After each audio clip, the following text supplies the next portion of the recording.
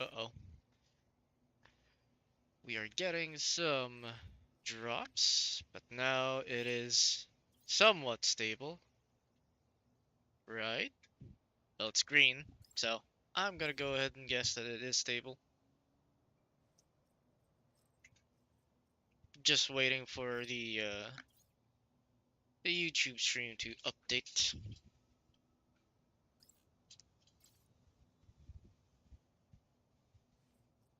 Still not updating.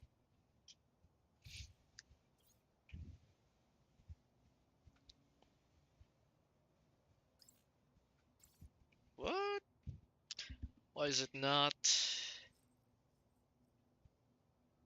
Okay, there we go. There we go. Fantastic. All right.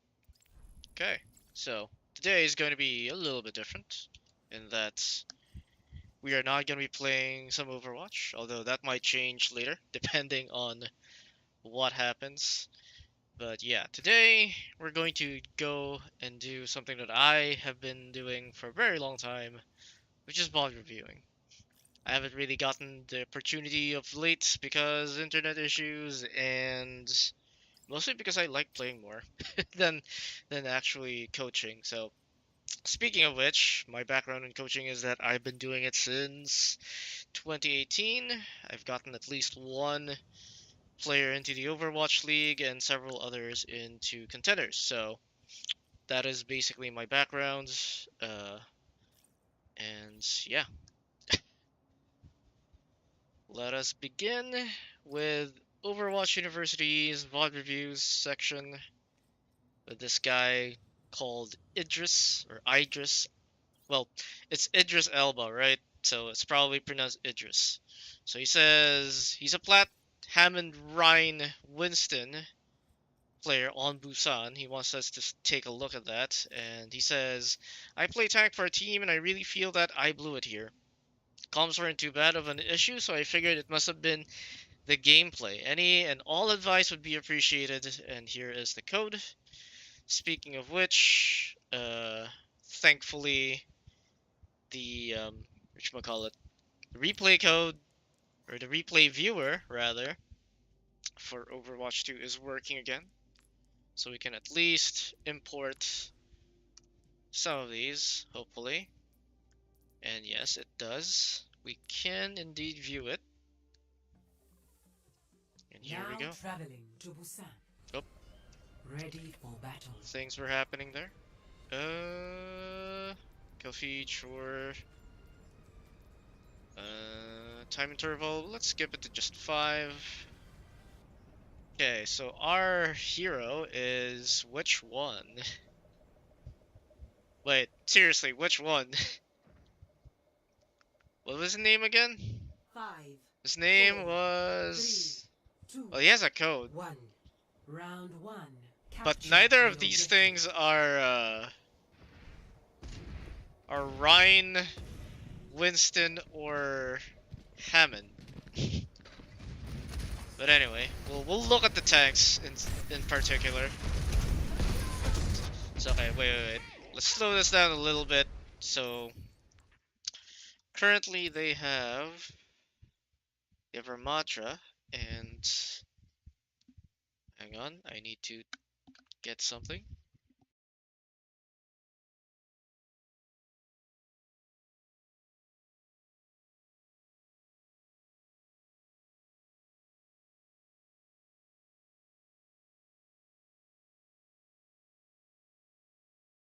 All right, cool.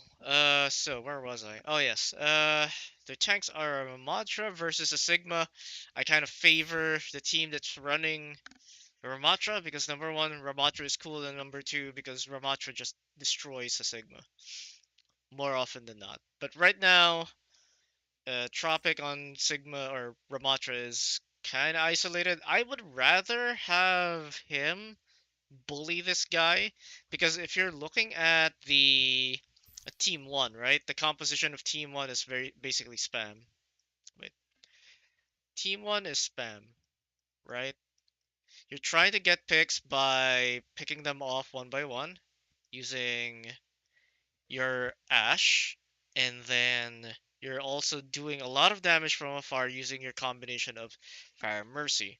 So, and then it also plays really, really well since this guy is also very much a spam tank that punishes people going through a choke. So the moment that the Sigma crosses here, right, that's an instant punish. But right now, the Ramatra is going for the back line, which I don't necessarily agree with. They just need to chill. Honestly, a better place to hold here for the Ramatra is right over here, right? Because the enemy team chose to rotate to the drum, and this is basically a choke. And all you have to do as Ramatra is just keep spamming, cycle your abilities, bully the Sigma. Now, if you're the Sigma team, where would you want to position yourselves? I actually would want them to position themselves more out in the open. So I would have wanted their rotation to be like this instead. Why? Mostly because this is still a choke. So, Ramatra still can bully you and whatnot. But now you have at least a little bit more leeway against this Pharah. Because inside that small room, you get spammed really, really easily. Like the splash from the rockets are going to kill you very, very easily inside this room, right? And there's like several chokes, so that makes it even easier for your team to group up and then get splash damage by the rocket.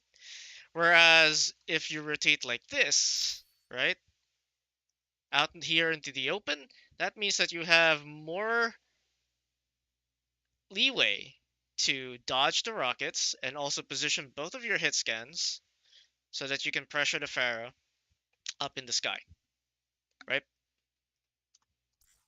So anyway, just keep going. They trade. Also, we have to keep in mind that this is indeed plat, so a lot of messiness is gonna happen. Okay, so they traded. Is now active. If you're team one, you're kind of okay with that. You're not okay with losing another guy. Also, what happened to the Ram? I think the Ram also died. Yeah, the Ram also died. Okay. I still don't know who the hell I'm supposed to be looking at here because the information that we got was that we have a Hammond Rhine slash Winston player, and neither of these tanks fit that description. Also, what's up, IRS? How you doing?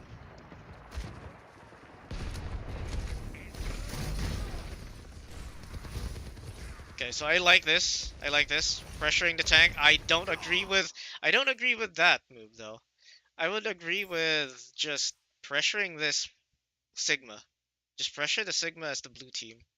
Oops. Right? If you're a Ram, just hard pressure this guy. There's nothing that Sigma can do to a Ram except hurt his feelings, basically. The worst thing is probably Rock. But apart from that, like, this guy is not really doing anything to you. Also, Team 1 swapped out of Farah, now has a Tracer. I would have also wanted them to swap out of the Mercy, but then again, you have an Ash, so it's kind of justified. You can damage boost the Ash for the most part. I would like them to rotate the blue team to rotate like that, though. Because, well, the yellow team is already set up inside. Number two, you can also pressure this. The weakness of having a Sigma comp is that you're also pretty much spam, but you're a lot slower than a Ramatra composition. And there's a lot less chase potential, right? So, for the yellow team, I mean. So, you know, forcing them to rotate to the point out of that little cubby or out of that small drum room is a lot better because now your Ash has coverage of this from probably over here or maybe even over here or even inside I forget the call out for this place. We never really position people there. But yeah, you can rotate like that and then just spam them. So they try to take the drums. It doesn't work.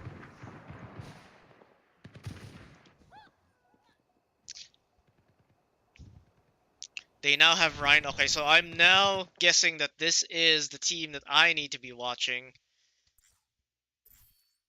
Because it is the Ryan player. It might actually be in the post itself, I don't remember. Maybe I'm just being really, really dumb. So how do I like this against this? You swap to Reaper. You still have a Tracer. The Tracer should be, well, the Tracer is right now at the back. But then again, I don't really care. I shouldn't really care because I'm just focusing on just the Rhine for this one. So we're going inside.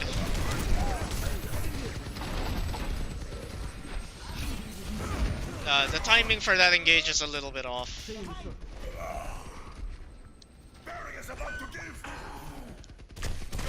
Okay. Uh oh. That's an audio bug and a half. That's definitely an audio bug and a half. Holy shit. That is annoying.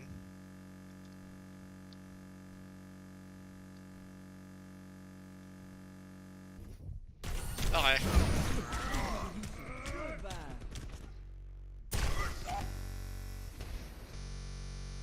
Does it have to do that every single time? Okay, thank Christ it doesn't. Okay.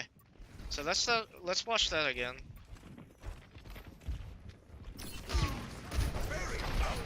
Okay. Alright, so number one is you don't have to do this as a Rhine, right? This is wrong. Unless your plan right now is to spam, which is not. This is not spam. Uh, I mean, if if the only person who's going to be able to spam here is your BAP, yeah, I mean, no, just no. So your composition is not spam. You're trying to go for a brawl, right? So you have to save this shield for when you're already pushing, right? So you shouldn't be holding up the shield at all, and your teammate should be playing somewhat safe behind you or behind this wall right here, right? This wall right here. It is not the job of the Rhine to prevent spam from hitting the team before they're going to push or they're going to brawl. Right now, you're not yet set up. You're just setting up. So it's best if you either hide over here or behind this wall. Or maybe not even at all because you don't have, again, you don't have to push them inside that. You can rotate like to the point. But since you're already like here, sure, why not? You have a way to catch them anyway because you have a Lucio. And but yeah, but the biggest thing here is that you're already using your shield before the push even happens. So by the time that you get to the choke, you almost have no way to defend yourself.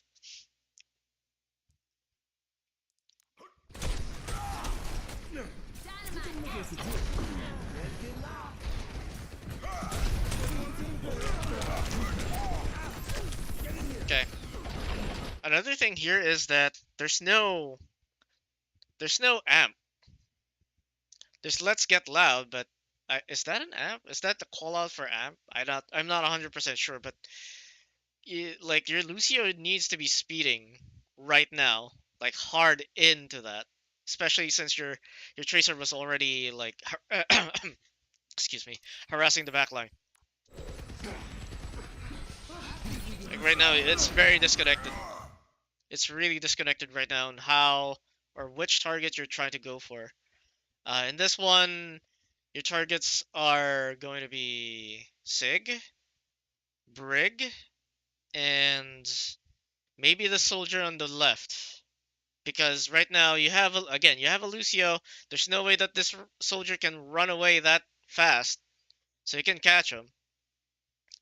So those are your choices, but ideally you're catching the Sigma here because there's no real, there's nothing, again, kind of like Ram, there's nothing that Sigma can do the moment that Ryan starts wailing at him.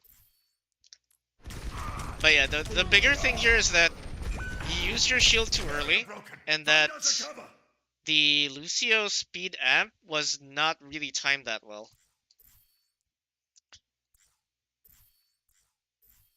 But yeah, it's like, it's kind of tough. Alright. Okay. Got a pick. I think that should have been a lot earlier. Okay, let me just lower the volume for me, because it's kind of loud for now. So, there's a wipe. Use 2 ults. You okay with that? Okay. Okay, I like this. You're rotating now towards the point and not... And you're not trying to force the issue inside. Inside, again, you can brawl inside, but they're already kind of set up. Since their composition is pretty much spam and loves being inside one room where they can just keep spamming you while you try to close distance. Yeah, it's better to force them to rotate because again, they can't rotate, your team can. Right? So just force the rotation out of them. And they have to because they need to capture the point from you or prevent you from capturing the point. Okay, so they pop. Okay, another micro thing. Ah, god damn it. I hate it when that happens. Please, God. No. No.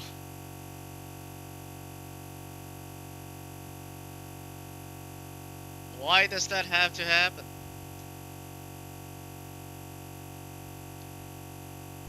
Bruh. Okay. So something that you need to get accustomed to is also shield hopping. So that's... You jump, right? While moving forward. And then at the very apex of your jump, you shield. And then the moment that you're able to land again, you try to jump as fast as possible while dropping your shield. So shield up. Bunny hop.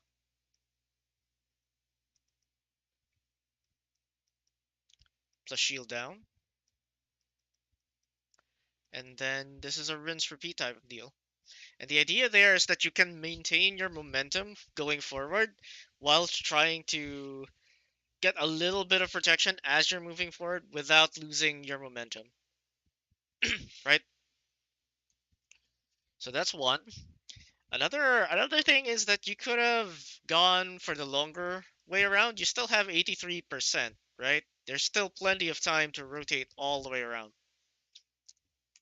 So it's fine. They do have a lot more ults. I don't agree with this though. I don't agree with this. But then again, you got him, so maybe it's okay. They didn't really try to punish this forward movement, right? The yellow team did not move forward and try to catch you. So that's good. That was basically the only reason why this is not as bad, although I think voltage is gonna die on your team. What would have been a better play? The better play would have been to just chill on point and just pressure them to come out. And then have your have the rest of your team chase down the soldier. And then you're just gonna stand on point and just hold point. Force them out of that drum room. That's it. You don't have to do anything as Ryan. You can just chill. If you need cover, you can just go around the drum.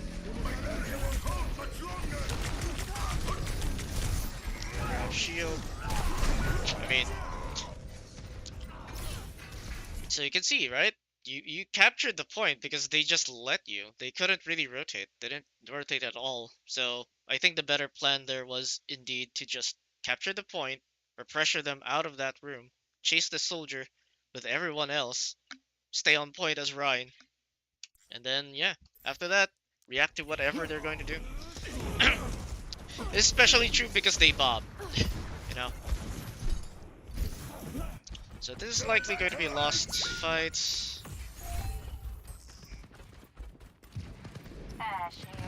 Blah blah. Yep. They just have a lot more buttons. So gonna lose, that's fine.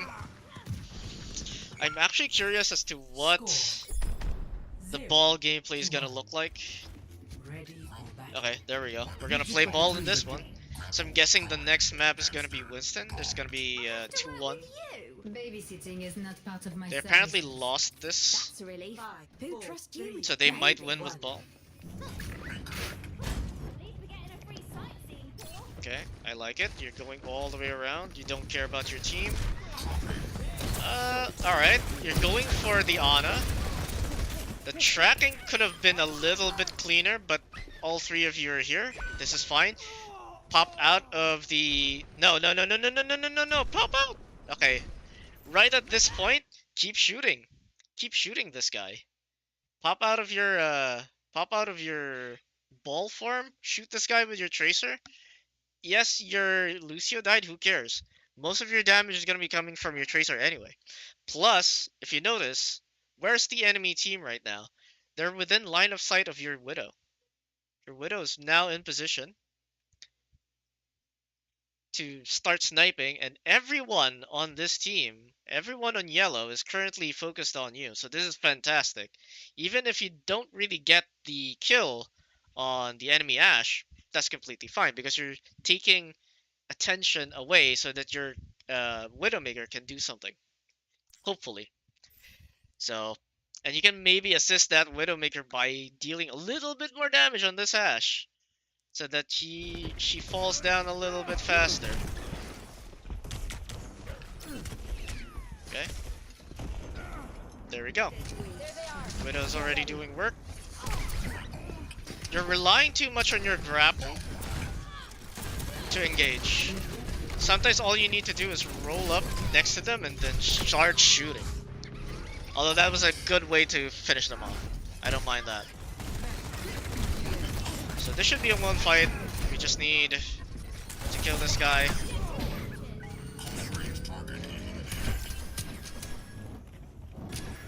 Okay.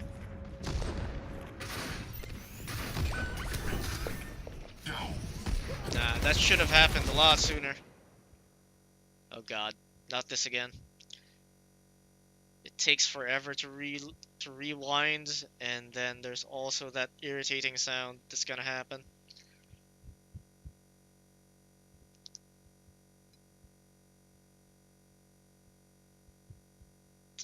Waiting, waiting. Okay.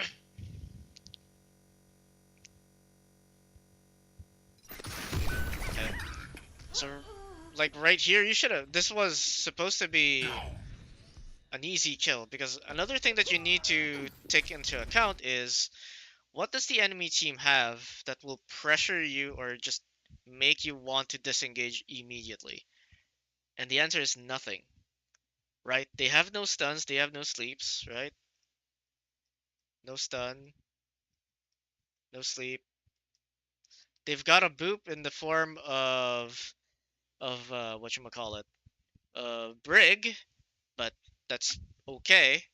You can just roll again in, and they have Immortality Field, but if they use Immortality Field here, in this area, that's fantastic, because it's not where the main fight is gonna happen. The main fight is gonna happen on the point.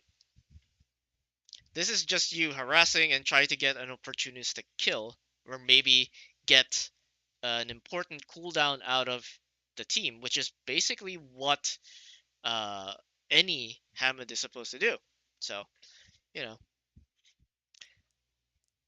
shouldn't worry too much about getting like maximum value, like setting up. For as long as your Tracer, your Lucio are kinda sorta in the same vicinity, you're good to go. I mean, uh, now you're just looking for the Widow. But then again, if you have 3 of you doing that, that's fine.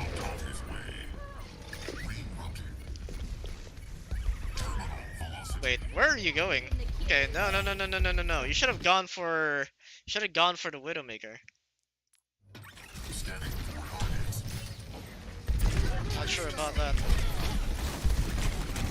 But yeah, you're using your grapple a little bit too much to just get around, whereas you can just roll, right? You want to save your grapple. Oops. Save grapple. Usually to get away.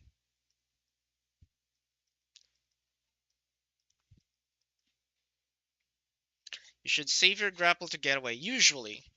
Now, if you're highly confident that your Lucio and your Tracer will always be there for you, or that your Widowmaker is going to be able to get a pick whenever you engage, then you can use it a lot more aggressively.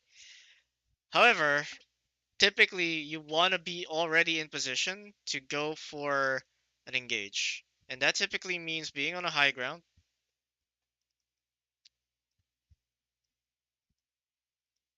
ready to slam,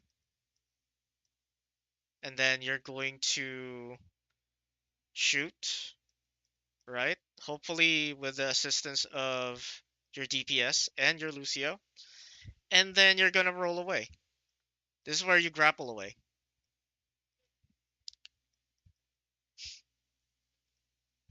That's the typical pattern. But right now you're using your grapple to just move around, but not necessarily to do anything meaningful.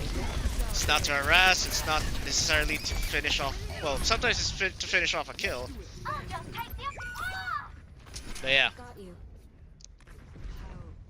it's a little bit messy in how you use your grapple. Also, your Kiriko needs to be healing you right now because, you know, ult charge. Okay.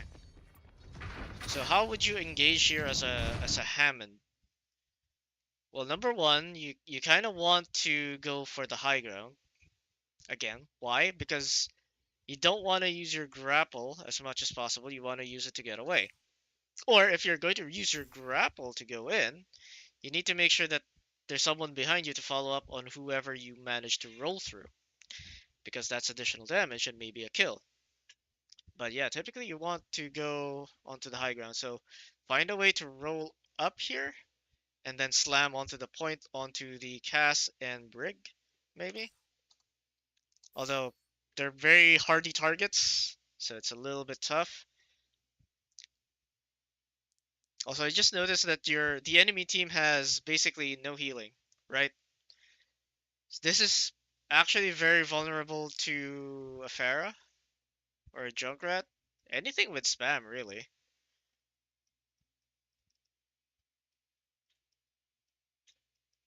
Because they have almost no healing whatsoever. So another way that you can play Hammond on this one is to just keep rolling and rolling and rolling through the enemy team. And then hopefully your Tracer, hopefully the rest of your team can follow up, because again, they don't really have a lot of healing. So a little bit of damage is going to do a lot. And another thing is, whenever you're going to go for the slam, make sure that you're going to get a kill. Otherwise, just keep rolling through. Because the moment that you use your slam, you're going to be still in the air for a brief period, which means that you can be spammed. You drop down, you'll be stunned.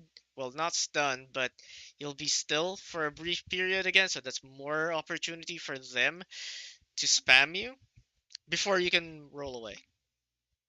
Which is solid feels bad, man. And what makes this worse is that you use your grapple to get in and go for that slam, which means that you take even more spam from the enemy team because you no longer have a getaway ability, right? So it's better if you just roll through. That's a nice multi-boot. Although I don't think that you did that on purpose. But it was nice anyway. Yeah, you needed to roll through repeatedly in that one. You definitely also need to practice driving this thing. Because you missed that hole. Okay, I like this. You're positioning yourself first without using the grapple. Uh-oh. Oh no. Okay. Uh-oh. Not again. Not again.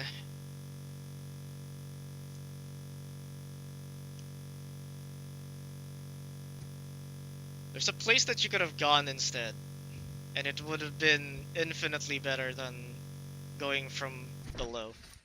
So you grapple, but instead of going down here, you go up here.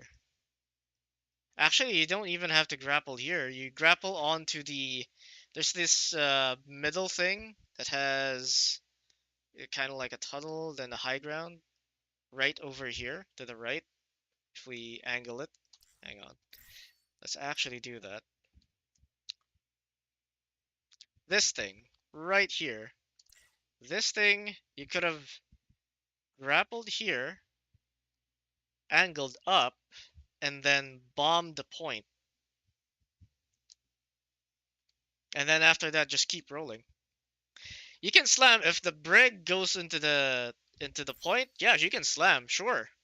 But if she doesn't, why slam? You don't have to do shit. Or if you want to end it early, right? Or you want to use your mines before the point. You want to mine like this area right here. Then instead of grappling this, you grapple this. Grapple this area. Actually, not even that. If that's the plan, you can grapple the tree. Or you can grapple right over here. So that will launch you straight up. You can just mine. And then if there's anyone underneath, you can slam. Or you can just keep going up, roll away, wait, or spam from the sidelines, and then use your grapple to swing yourself from here to there, where your mines are, which means that you can probably boop someone into the mines. Right?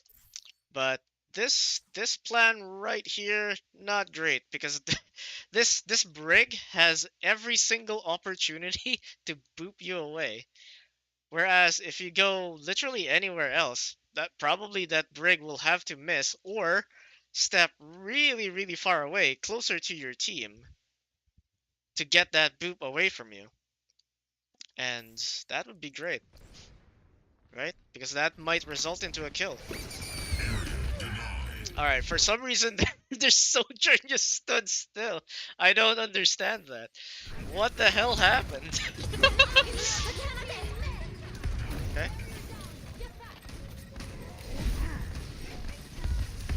Alright, who's the target here? Okay, this is another thing, right? Who is the target? Is the brig well, the brig was kind of like a target, but everybody ignored her because she popped rally. By the way, it was correct to stay on this brig. And then suddenly we switched to this Cassidy, and then some of your team went for everyone else. So the biggest issue here is that y'all need to decide which one do we want to kill. I think it's still the brig. I think it's still the brig that's the correct target, because the moment you kill the brig, the ult is over. And then everyone else. Yes, this Cassidy probably has ult. Well, he definitely has ult, and he might use it. But then again, you got Suzu. You've got plenty of ways to evade that by just going around here. So you'll be fine.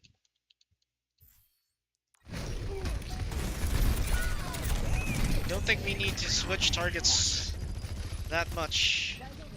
But the biggest thing there is that we need to decide on which target we want to kill first.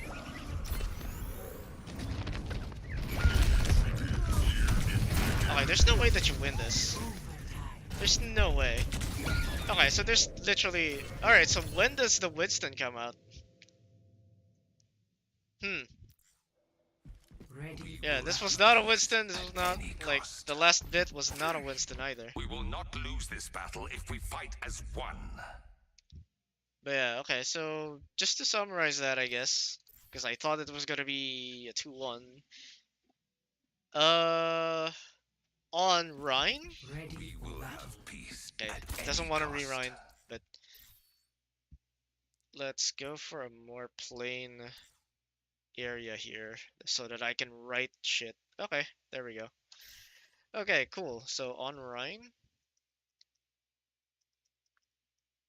number one, learn to shield hop. Well, actually, this is such a micro thing that's not even the biggest issue. The biggest issue on your Rhine is you need to recognize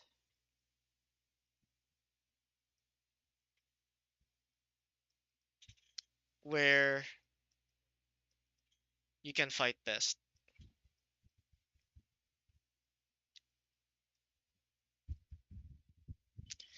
You don't have to always take the fight to the enemy. You don't have to invade their tiny little room that they're currently holding because you're Ryan and you have a Lucio and a Reaper and blah blah blah. You can just rotate to the point, pressure them to go to you, right? You don't always have to close that distance. Maybe sometimes you can bait the enemy team to close distance on you, and then from there you can explode and push into them as they're trying to go for that rotation, right? So another thing is punishing rotations, I suppose, because remember that on this map, on this particular map, when you switch to Ryan, several times their soldier was alone, away from the team, and he plays really, really close.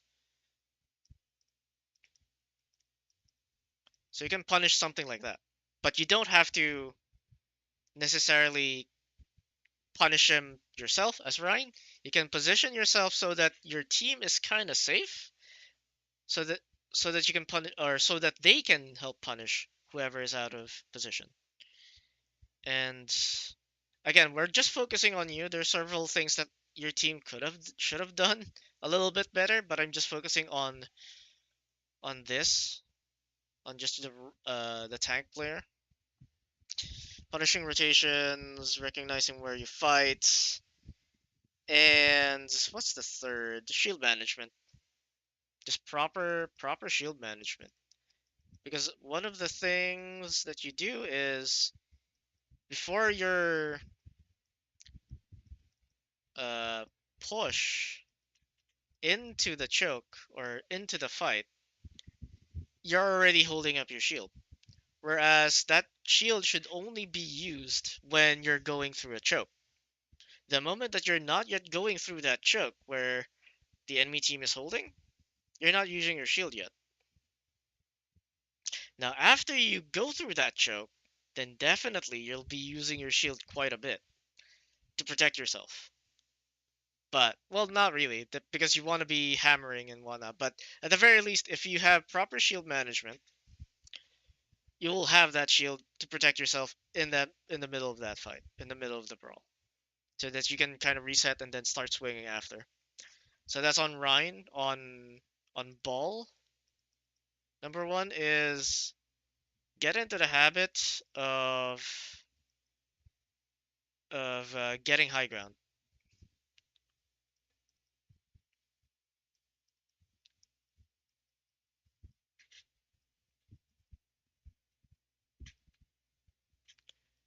Because again, you want to use the slam into roll, slam into spam a little bit or shoot, and then roll away. And you don't really want to use your grapple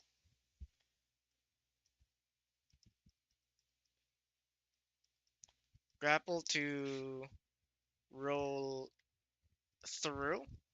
You don't have to un or get out of ball form or get away. You don't have to engage with your you don't have to engage with grapple. You don't have to grapple slam. Typically, because you're going to be using all of your cooldowns,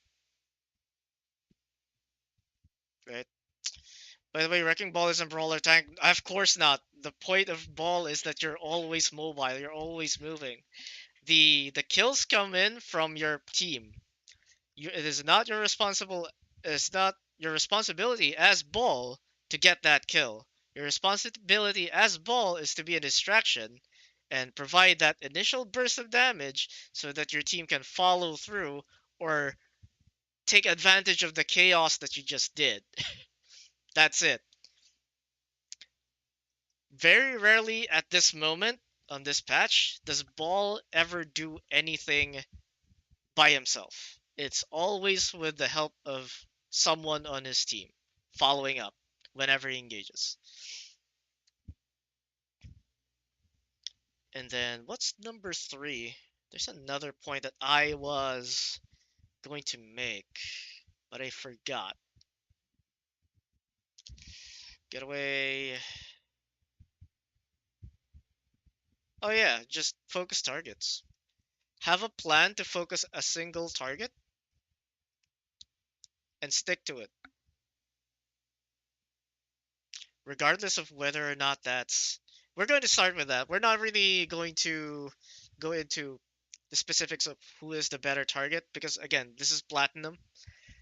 Supposedly this player is platinum, so going into the specifics of who best to target and when is a little bit more complicated. For now, I'd rather have them learn to focus a target. Whether or not that's the best target is kind of irrelevant at this point.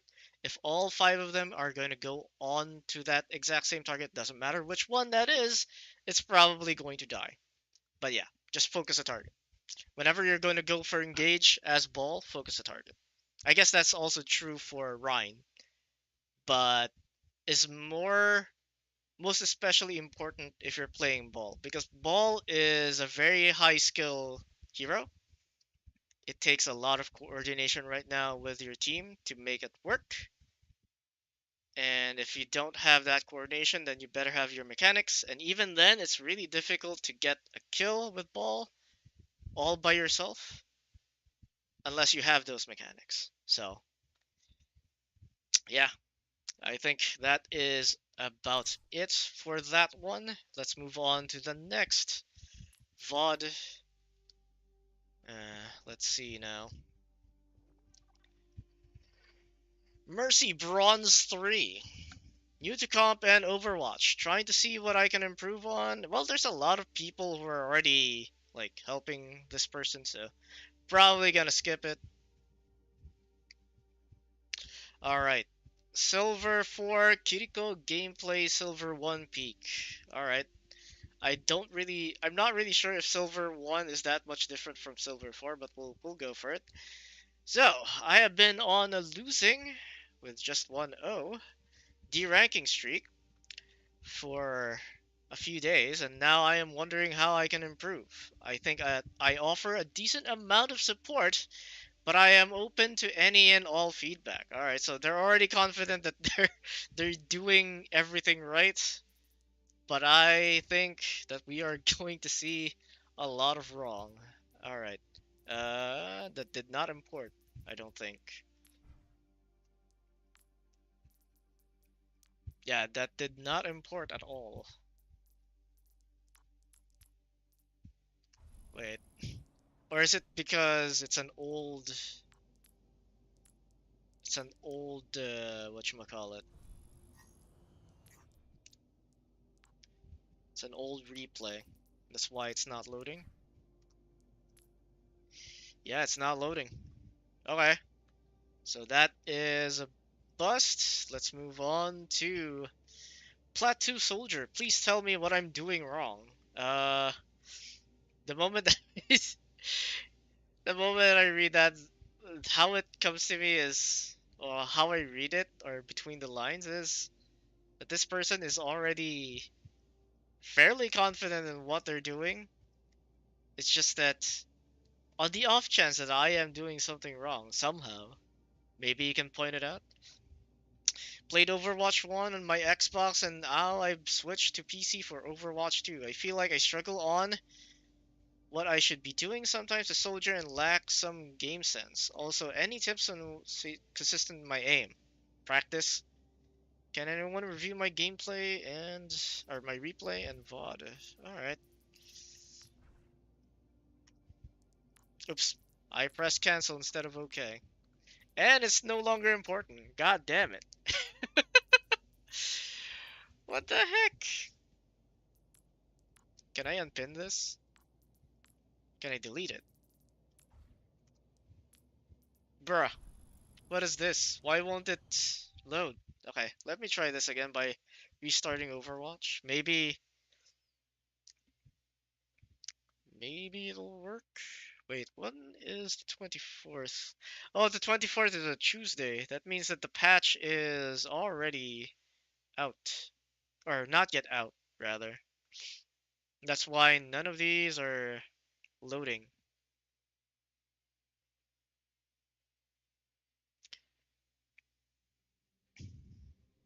Well, well, that kind of sucks. I would have wanted to VOD review a little bit more. We'll see. Maybe restarting Overwatch 2 will bring out all them replays.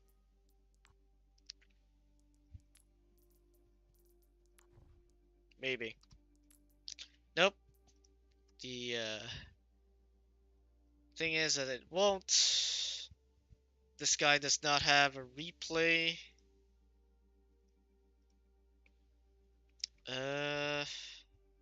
Alright, you know what? We're gonna watch a Mercy in Bronze 3. This ought to be fun. Oh boy. It still won't import? What? It's just 1 day ago, though. Oh no, the 1 day ago was the latest person to, whatchamacallit, give a reply.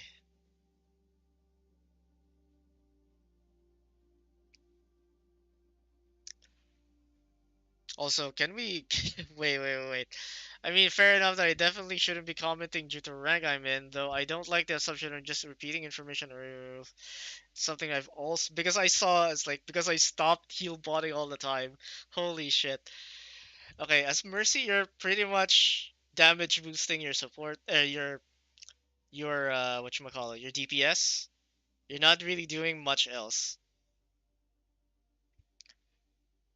Just repeating information is something that I've also picked up on all matches. Yes, you're healing more in low rank because there you take more damage, but so does the enemy. I'm not saying to almost only push damage boost, but damage boosting the right allies does win the fight. Especially if you damage boost the heroes that are less mechanically intensive. Damage boost ultimate and or alternate between B modes. Okay.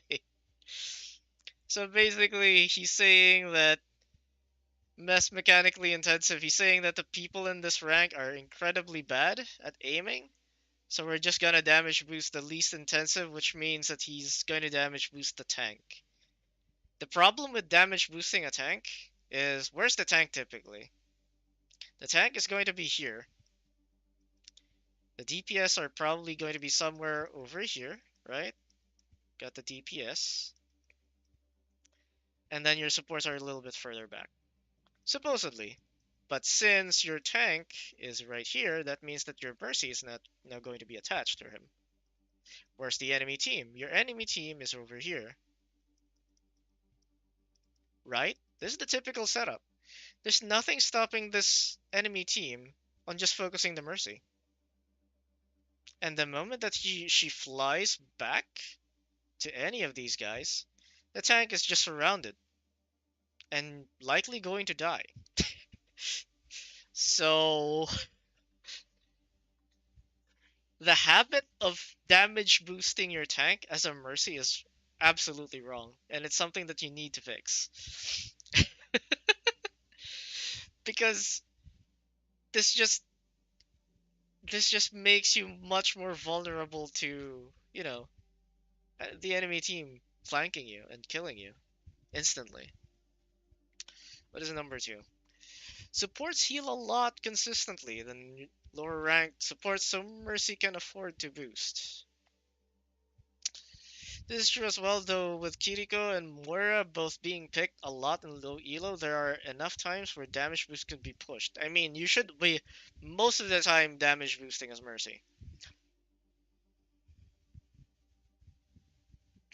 3. Boost can actually be taken advantage of.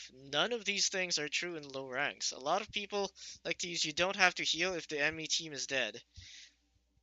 But let's think about the flip side. If there was no one to boost.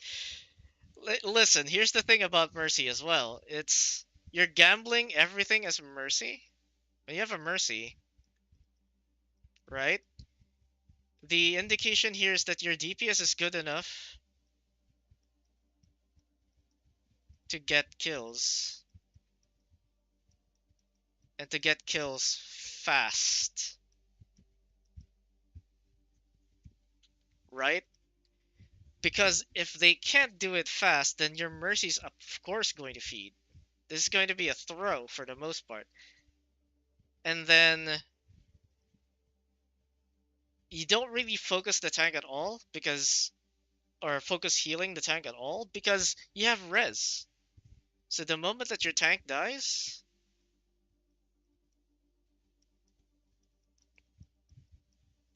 res. Just res them. Easy. But keep pocketing the DPS. Because the DPS will do a lot more damage. And will play a lot more confidently if they're being constantly damage boosted or healed.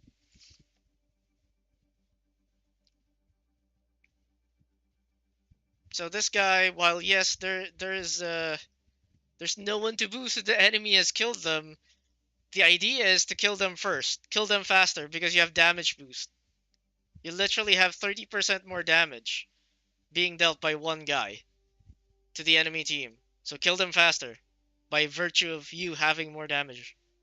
You know? Uh,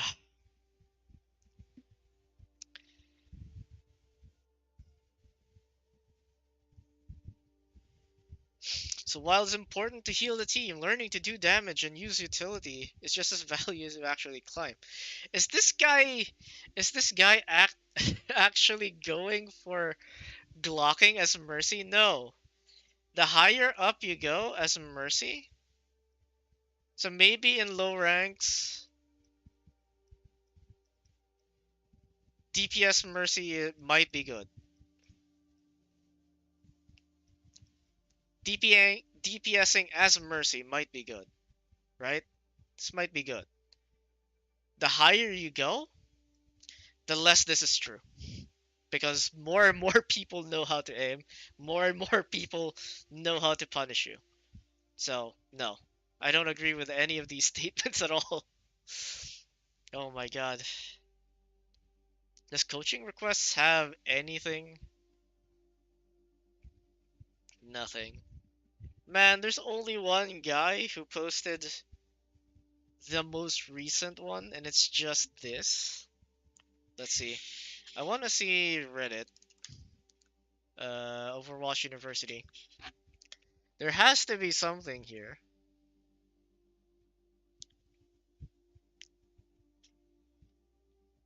Yeah, it used to be that. Wait, is it not?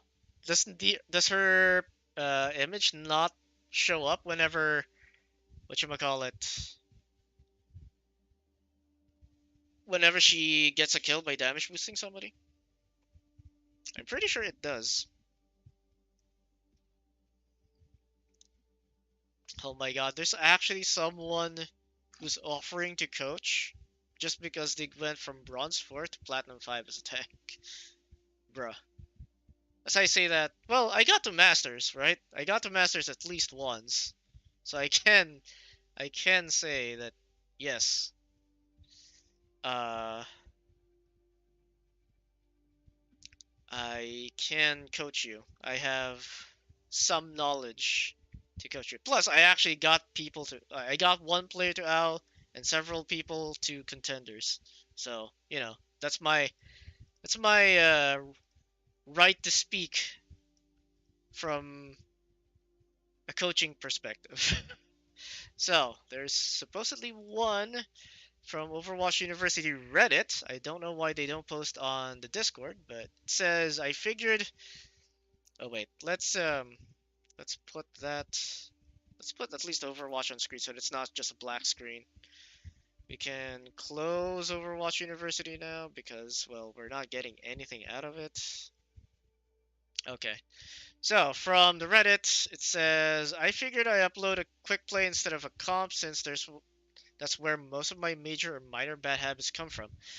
In general, I just like to know what bad habits I should fix so I can get past mid-plat.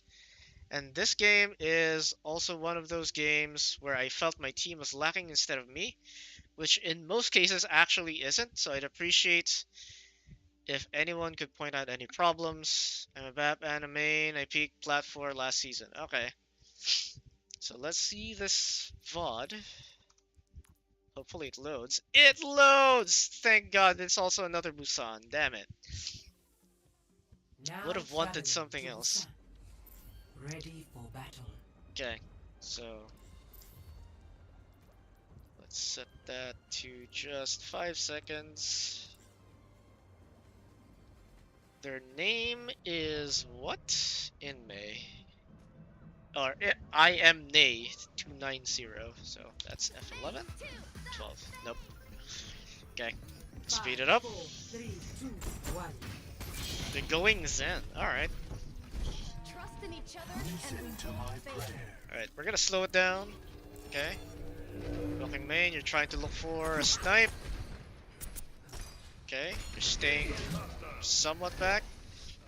A better position for you to go to is up that balcony, maybe. But this is fine too. Like going main is okay. Another place that you can go to as Zen is one is over here. It's a little bit vulnerable to a Widowmaker, but you're Zen. You can probably snipe a Widowmaker that's positioned over here. Another place that you can go to as Zen is right around here. You don't have to play always in your team or with your team, and you still have LOS. The Widowmaker that might have been here might have LOS, but that's fine. You're within LOS of your team anyway, so you're probably not gonna get shot. But yeah, going here through main a little bit riskier, just because again Widow can shoot you. Everybody can see where you are. At the very least, if you go here or over here, it's a little bit harder for them to take you out, especially up here, because they need some form of mobility ability to get up here. Same with this, unless they rotated far left. So yeah. Back to our Zen. Okay. Do you need to walk or float towards the enemy Doomfist? Probably not. You deal this exact same amount of damage, whether or not you're close or far.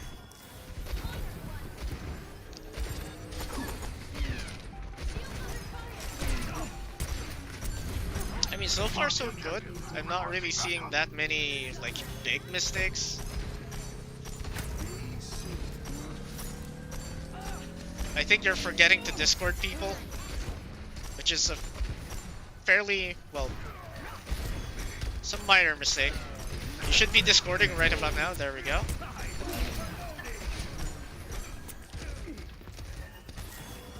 You could also play a little bit further away. So what I mean by that is, instead of playing over these flight of stairs, you go over here. So that you are a little bit further away. You don't get Junkrat spam because if like Junkrat cannot really spam that well all the way over here, all the way up to there rather, and then it's a lot more difficult for the Doomfist to jump you. So those are the reasons why you kind of want to play a little bit further back. Remember, Zenyatta doesn't have anything to get away.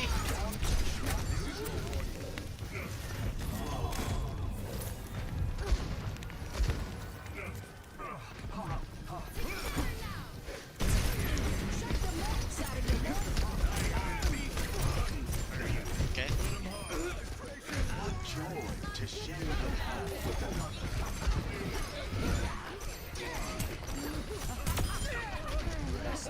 Alright. So far so good. I'm not really seeing that many major mistakes. For I will remember you.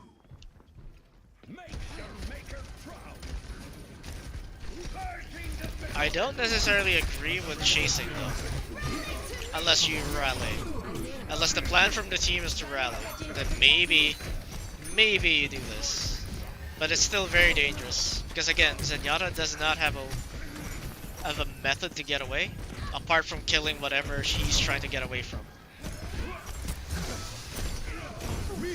Okay. And now you're kind of screwed. Pop your ult. Pop your ult. Well, maybe not, because they already won and they're still popping ults. So, I don't agree with that at all. This is already a lost fight. Oh no. You and your team just popped 3 ults that won you nothing. So that's a big mistake.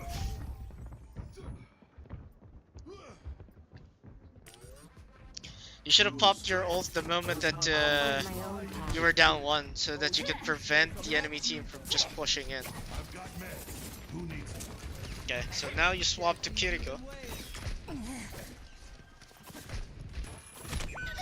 Okay, as Kiriko, the higher you go, the less you're gonna go for DPSing. But yeah, you just got logged, so it's whatever. Plus your team was just, you know, setting up. Done playing around. Just trying to group up. So maybe you can get away with some of those. Did you really need the TP? No. But at least you're not yet fighting. So, you didn't TP into 5 people. The 5 enemy team.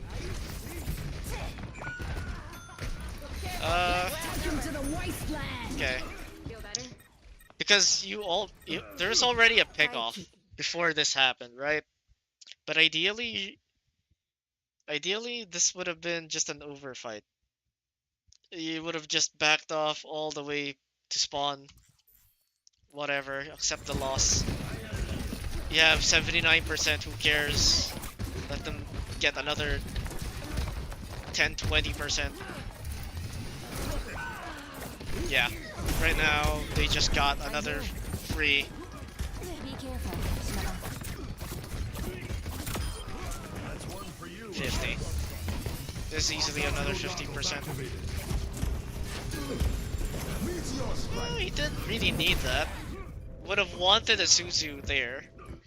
So I think you should have just healed your soldier and saved your Suzu. Because again, you're definitely going to receive an ult from this Doomfist.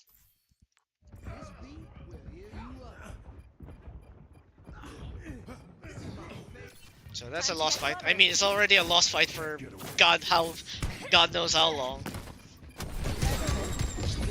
And now you have to desperately TP to the point. So they kind of said that this is like a team diff. I mean, maybe? But also as Kiriko, you weren't really healing that much. 1-0. Whether you like it or not, Kiriko, especially as you move up the ranks, is pretty much a heal bot. Another day, another battle. We will do the lightning, the rise the storm. So now we have a VAP. Do not get in my way. 5, 4, 3, 2, 1. So it's VAP with this comp. Here's an idea. How about You're we win? gonna play in the middle of your team. You're focusing most of your heals on your Orisa. And maybe sometimes your Widow. In tip-top shape. Definitely your Bastion. But your highest priority is healing your Orisa. Making sure that she lives. So, okay. Alright. Alright, shooting the wall. Definitely need to work on your Immortality on field how deployed. you time your shots.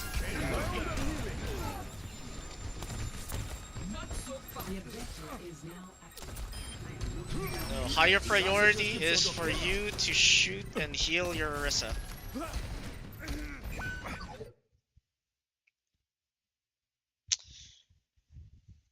Not to shoot the turret. Anyway, I always felt that heal botting gets such a bad rap.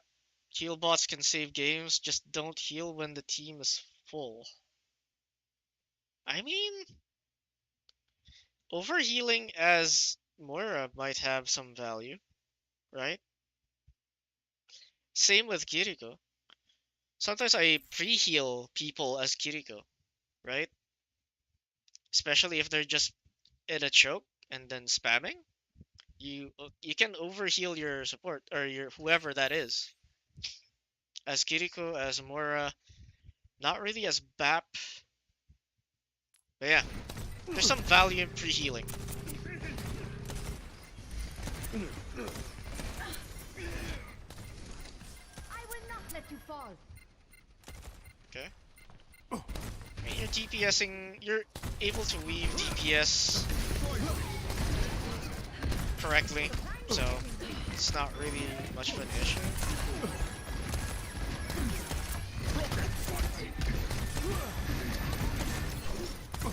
Mercy, nice. Okay, at this point, I can kinda see the team diff, right? Because someone should have died by now. Heal your Orisa. Okay, so in that situation, right? A guy on their team was low, on the enemy team was low, and you try to finish him off. But your Orisa was also taking quite a bit of damage. Higher priority to keep your Orisa alive, because the moment that your Orisa is dead, there's nothing to stop this Doomfist from just going wild onto your team. Also, since you already have your ult, just use your ult. Literally, just use your ult. You don't have to time it with your Bastion. And sometimes the value from that window is typically with just the heals. Uh-oh. Okay, good dodge.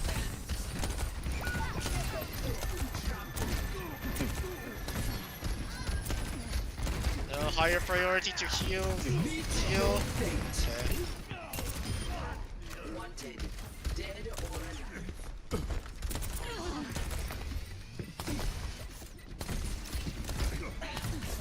Never happened. That's not an important thing. That's not as important. It's beaming down on Orisa. She's not gonna feel that. Okay. See, your teammates can eliminate themselves. You don't have to do it yourself. Granted, your Orisa wasn't really close to death, but yeah, just be careful of doing that.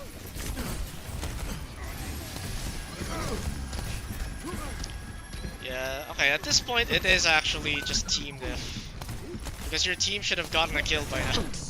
And they have not. But apart from that, you yourself need to work on your aim. Because you're not really hitting your targets that accurately as bad. That wasn't my best shot.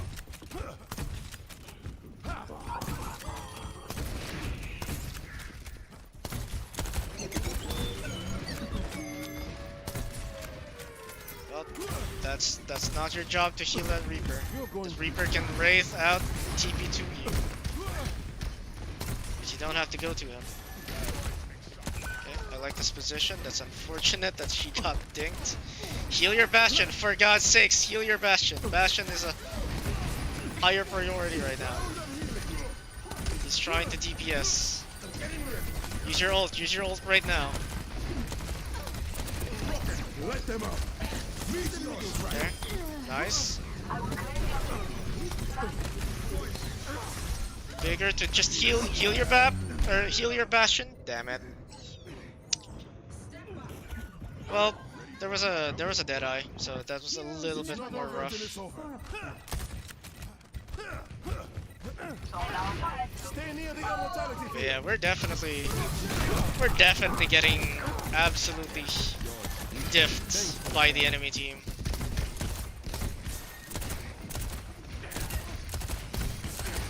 Honestly, on BAP, I think you could have used your ults a lot sooner. Like, the last one was really good, but in the first fight, it was kind of bad. There's an opportunity there that you could have just used it. This might be death? No, not death. Nice immortality field. It's not bad.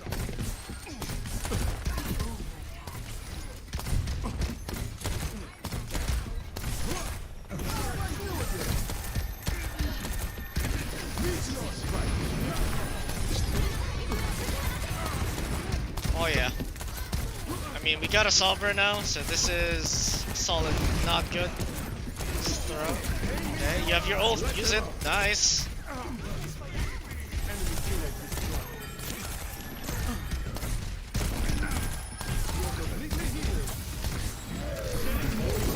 Nice. Nice lamp. Unfortunately, they killed it. Yeah. So, was this a team diff? Yes. Did you make mistakes? Yes. I think on BAP. On BAP, you need to use your ult a little bit more liberally.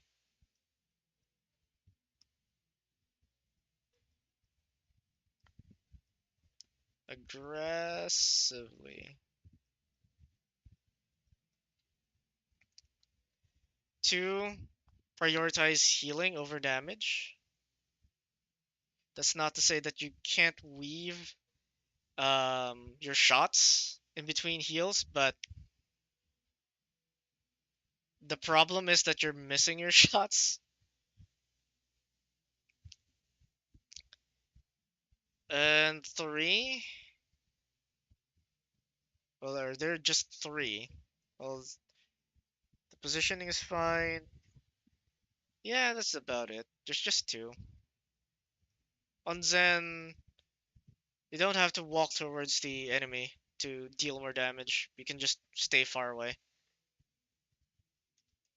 That's about it. Like, that guy did not really need much else, at least from that match. We don't know what the hell happens. That was apparently a quick play match. So it's kind of weird to like criticize what was happening there, because it's quick play. Like, everybody's just gonna be chilling and not really caring.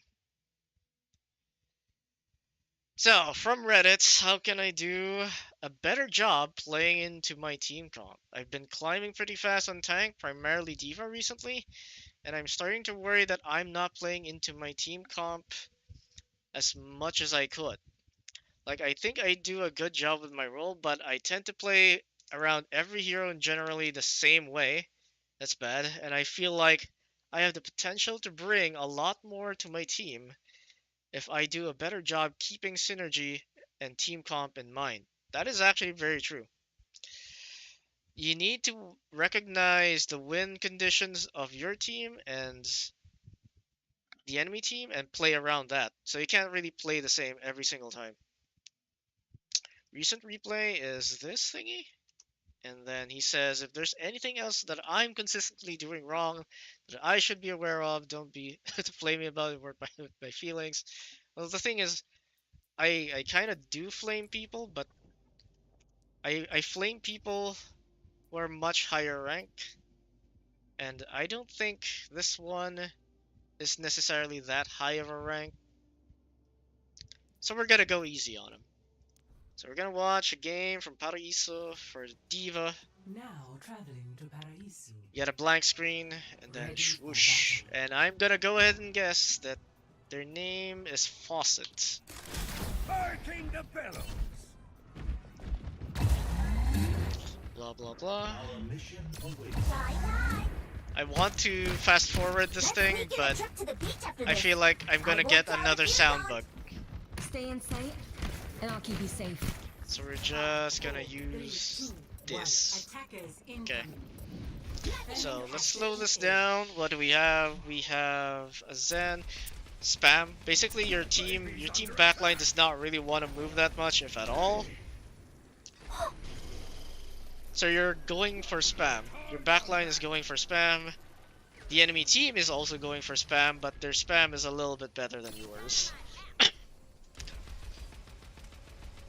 Granted, they have a Pharah that does not have any form of support, so get that freebie. Alright. Should D.Va ever mess with a tank? Absolutely not. Especially not Ramatra. Holy crap. Oh no. So this is the first mistake. You're trying to go for a tank as D.Va. D.Va probably won't be able to burst this guy down in a reasonable amount of time. However, D.Va can burst down literally everyone else on the enemy team in a very reasonable amount of time. There's also the fact that Ramatra will negate every single one of your abilities. He can block the rockets, you cannot eat the punches, and then if you try to fly away, he might time a very good whatchamacallit, your AoE to pull you down. So no. In general, D.Va dives backline. You do not give one flying fuck what this guy is going to do. You do not give a damn about tanks. Not unless they are discorded. Then maybe you give a damn, right? If your Zen discords this Ramatra, go ahead. Please destroy this guy right now. Until then, you're not focusing this guy at all. Or if you don't have a Zen, you don't focus at all on any tank. You go for everyone who is not a tank and is somewhat within flying distance, and preferably within LOS of your team, right? So this is bad. This is okay. Go for the brick. Good. Ramatra's discorded. Keep going at him. Nice. Okay. I would have chased that, but it's okay to play safe. I mean, you already won. You don't need to play a little bit riskier. Okay, resetting to the high ground, correct. Good eat. Good timing on that. Prevent them from getting the high ground, although it was just the Reaper. Now when it comes to Reaper, you might not want to... So, okay. When it comes to Reaper, you might not want to dive him. Not necessarily the best dive target because he has a lot of sustain, but you can burst him if you're good enough mechanically. You need to save your rockets for him, and then force him to Wraith. And then the best target actually for you to dive here is the Brig, because she is the least mobile. She cannot really heal herself. She can't pack herself, and the only person who can do that is the Kiriko. But if both of them are out of the fight, right? They're currently fighting a 2v1 versus a D.Va. Then that means that your team is fighting a 4v1, maybe against the Ramatra, or maybe against the Reaper, which means that they'll probably win. They have a good chance of winning, they just need to spread out. So, keep going. Defense matrix. Okay, you're trying to defend your Widow. I respect it. Go for the brick. Unfortunately, it didn't get healed. Good assassination. Go for the Kiriko. Nice. Keep going for the Kiriko, doesn't matter. It's very rare to see someone who does this. Although in this one you could maybe make an argument for going after the Ram because the Ram was not getting healed by the Kiriko. But then the Ram wasn't being healed by the Kiriko because she was trying to kill you. So, like, little bit of a weird thing here. But the next thing that you can do is fly towards that guy and try to kill him. But then again, you're down. You're down too. Maybe not. You're backing off. So, it's unlucky that your team could not survive the push. I think this is the time where you back off. No, this is a feed. This is 100% a feed. This should be a feed. For God's sakes, punish this diva. Thank you. Thank you for punishing the diva. Alright. Okay. I was about to say, it's like, there's no way that diva should get away with that. No freaking way. Okay. Alright, so minor positioning thing. Stop the payload. Yes, you should contest a point, or you should contest a card because you are the tankiest amongst your team. That is true. But you can do that as the push actually happens, which means that you don't need to be here on the low ground. You can do that here. And then after they push a little bit of distance, and maybe you can dive. You don't even need to use your boosters because you can just drop down on them. So ideally you kind of wait until the cart is right around this corner, or not really corner, but this area, and then you drop down as diva. Right? You don't have to stay down here. Again, you're a very offensive tank. Your job is to kill someone on their back line, and then hopefully this guy is not going to be able to trade because you're much quicker than anything on the field right now. So that's the general idea behind playing diva. Like, for example, if you were up there, you could have maybe contested the two up there. Right now, the whatchamacallit, the Ashe is free. And you would have seen this if you were on the high ground and then flew to her. Yes, maybe the Kiriko can climb up there and kind of save her, but your team is within LOS of you anyway, so you're gonna be fine. And you're a diva. Again, remember, you're a tank. You can take this.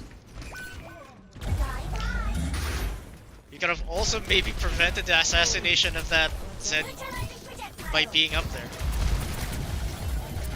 So now you need to back off because there's no way that you can trade. Actually, no, you don't have to. You don't have to back off because you have ult. You could have actually just full send, no fear, dive the Ashe. If you get DMAC, you ult, right? Because you were so close to your ult anyway.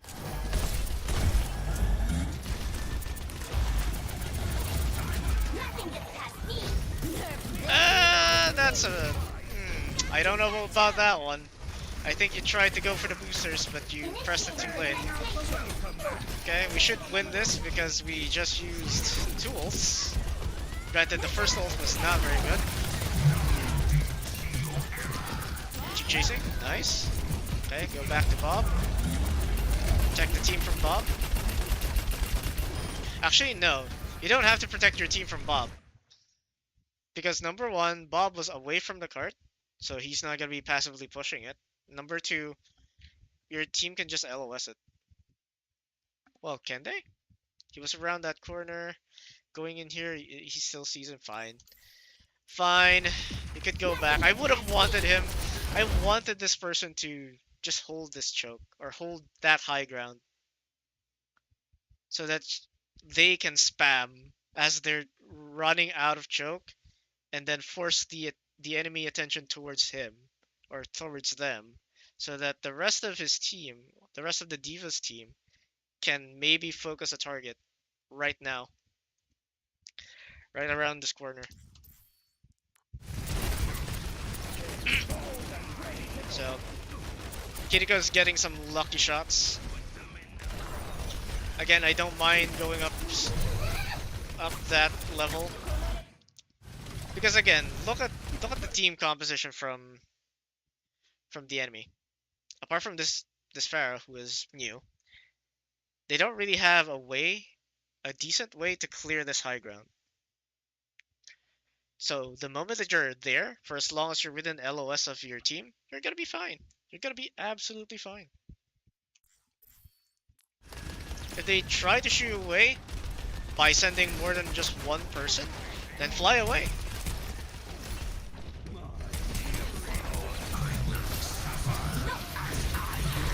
Again, we're focusing the tank again, but then again we have. Okay, you need better aim with that. That Ramacha was just jumping like this. You need to be following that. You need to aim a little bit better than that.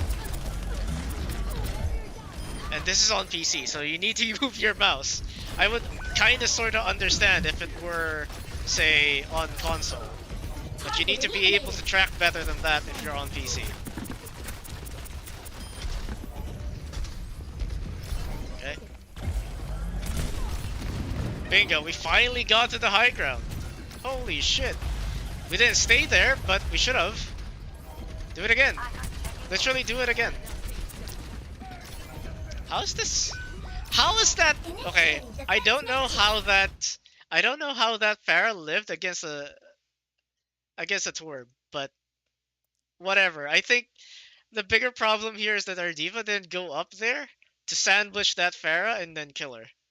Help kill her with Torb. And yes, they can push. They have a free push to the payload. Who cares? They're down 1. You're not yet down 1. You have a player advantage over them. And you being D.Va, in 2 seconds, this booster is gonna come out. And then you can boost all the way to the point and contest it. You're not gonna see 9. The destination for this thing is super far away. Right? There's no way that they can push that quickly. So you don't have to become what I call a payload tumor. Because you're stuck on the payload like a gigantic tumor. Right?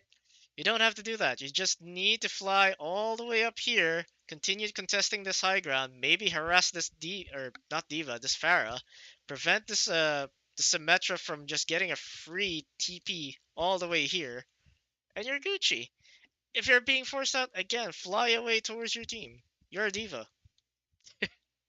This should not be a problem. Okay, good kill. They are indeed feeding. That Pharah was definitely feeding. Okay, good. This is what I'm talking about. You can just fly away.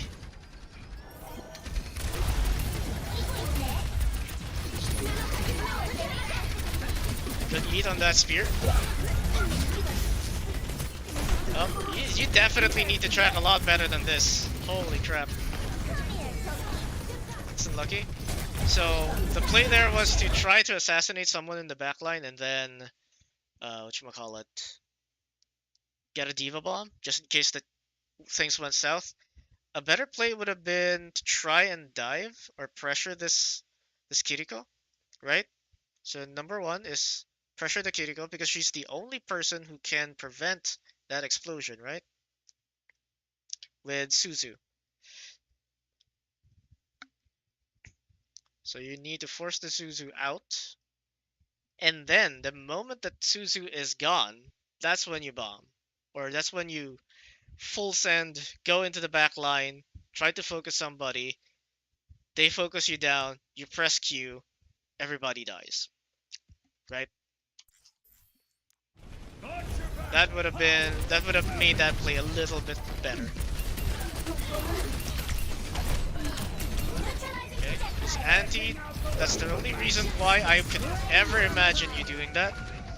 But unfortunately, the Pharah is back. And you got wiped out by that.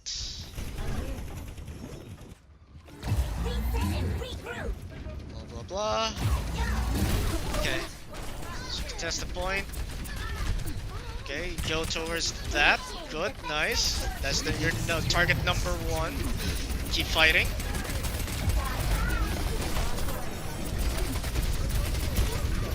right? I mean, the rest of your team managed to focus him down, so that's fine. But typically, again, as a diva, you don't want to focus down a tank. You want to focus down literally everyone else.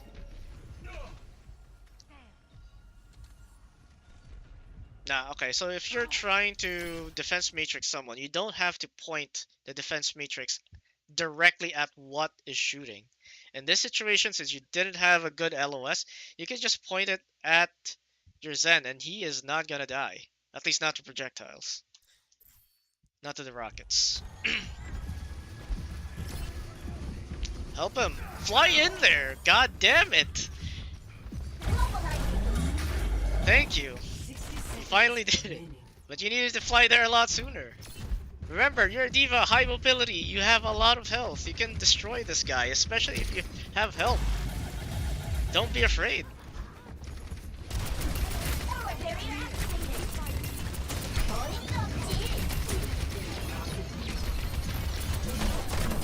The biggest issue here is that he plays fairly scared. He plays fairly scared when it comes to anything that is maybe remotely away from his team.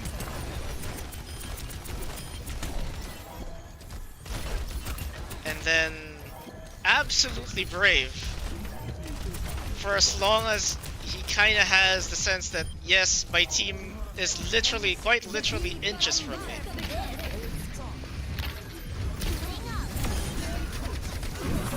So, okay. So let's slow that down. What they did was they used Symmetra ult. And granted, it was kind of a bad one because it didn't really block anything much. A better play would have been to just wait. Just wait for the Symmetra ult to come to be over. You're going to be able to contest the point anyway. And they're not, you have a fair bit number of ults, so you don't have to worry.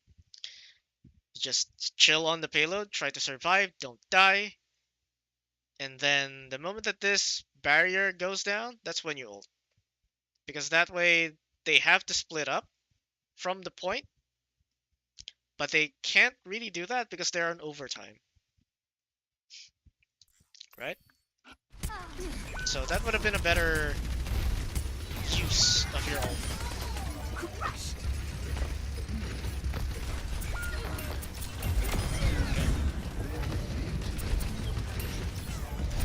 There's literally no one left alive. Everybody else is dead. You don't have to worry about anyone else. There we go. Good first round.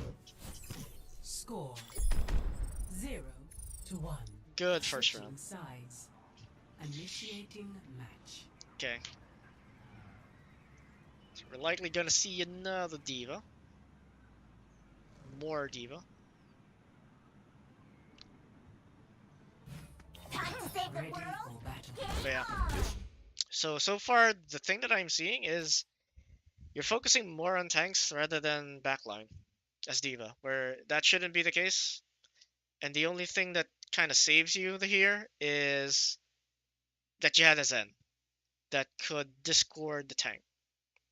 Not to mention that the tank kind of feeds, but that's above everything else. Why don't you give them a try? Maybe then you'd frown less. Is that an emotion I detect, Lacroix? More field research? Grand. 5, 4, 3, 2. So they have a Rhine. Attackers They're kind of throwing because Rhine is really bad. I like it.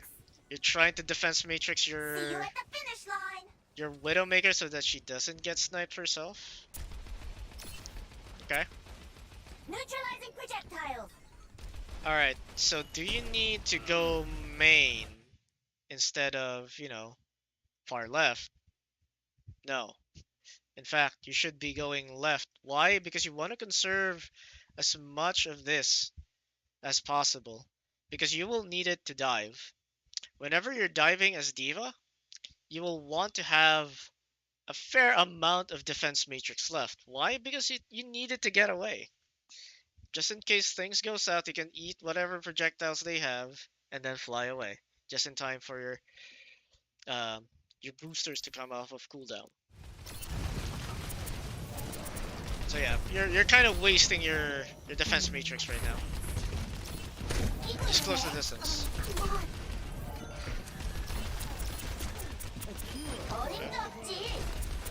I mean, your Widow is literally carrying this one. Good. No, fuck the Rhine. No, fuck the Rhine. No. Again, this is another tunnel visioning towards the wrong target. This is not the right target. The right target right now is the Moira. Can she shift out? Yes, but then you have boosters, and that is off cooldown a lot quicker than, say, Fade. So you can just keep chasing her over and over and over again. And even if you cannot chase this Moira will have to fade all the way to the point, leaving this Rhine completely isolated. That's when you turn around for the Rhine, right? Or another thing that you can do is, since they have an Ana, dive the Ana. Look for the Ana and dive her. If your team dies to just a Moira and a Rhine, your team should uninstall Overwatch, because they just lost a 4v2.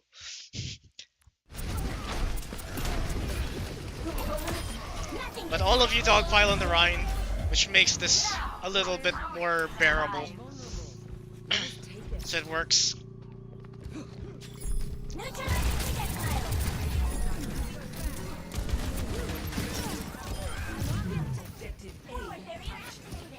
Okay.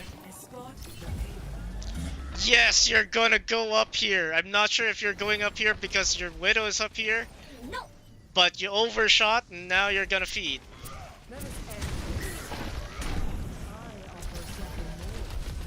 Okay, it didn't feed that hard. They didn't charge you through a wall and then kill you, thankfully. So now you need to destroy the turrets because you're on the ground anyway. Though your team comp tells me that you don't have to do anything. Well, wait, let's think about this for a little bit, right? The team comp right now is double sniper, which means that you need to create a little bit of chaos in the back line so that your snipers have space. So maybe focusing the Rhine might work, but it feels like it's such a waste of time. Anyway, you got shattered. It's whatever. Just reset.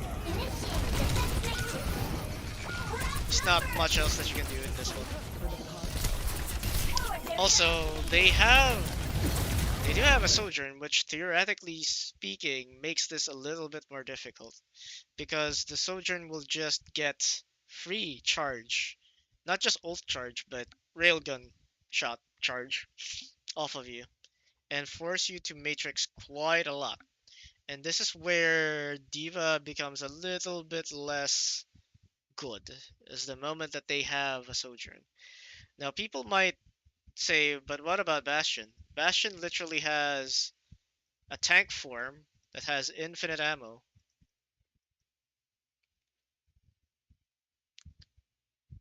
Right? Wouldn't that be able to spam a D.Va? Why is D.Va so good against a Bastion? Well, the problem with Bastion is that he has no mobility. So even if you have infinite ammo, all the D.Va has to do is wait for that tank form to go away. No more infinite ammo. No more, like...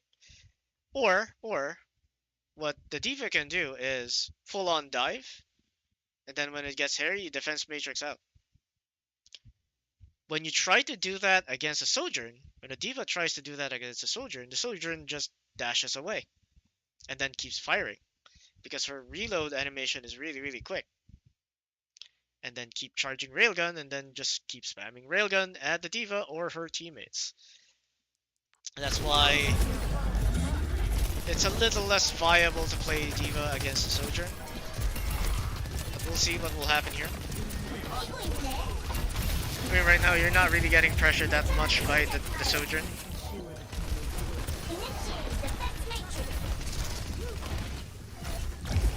Fly up, good.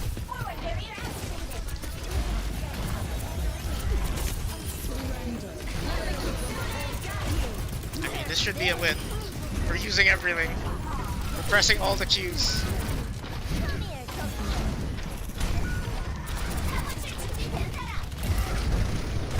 Ryan is going sicko mode, but you should be okay.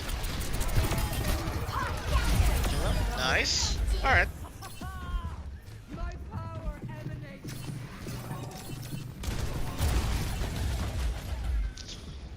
Okay, so you can argue about having 3 people on point right around here because the the finish line is really close. But I can also make an argument of just positioning yourself as D.Va again on the high ground and then spamming them. Because if you were here a lot earlier and spam them, maybe this Symmetra is less likely to set up here and more here or up on this bridge because they're going to try and push you. Which is fine because they're not contesting the point. And the turrets are not going to be set up there. They're going to be set up around here, which does nothing to the point, right? It just shoos you away, but the D.Va is not even the biggest threat. The biggest threat right now is this cart pushing forward. So, that's something to think about.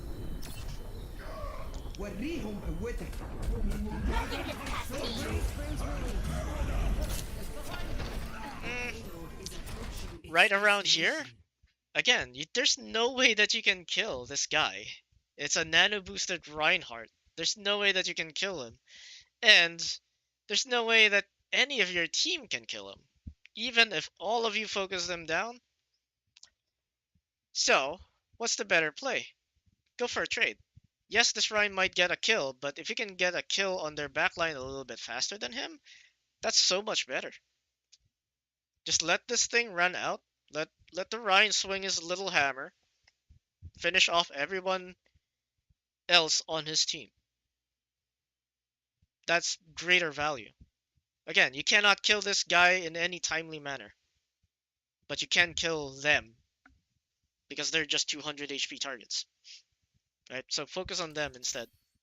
You don't have to mess with this Ryan. You don't have to try and protect your team. I mean, your defense matrix doesn't really do that much against Ryan anyway. Yeah, you get charged, but who cares?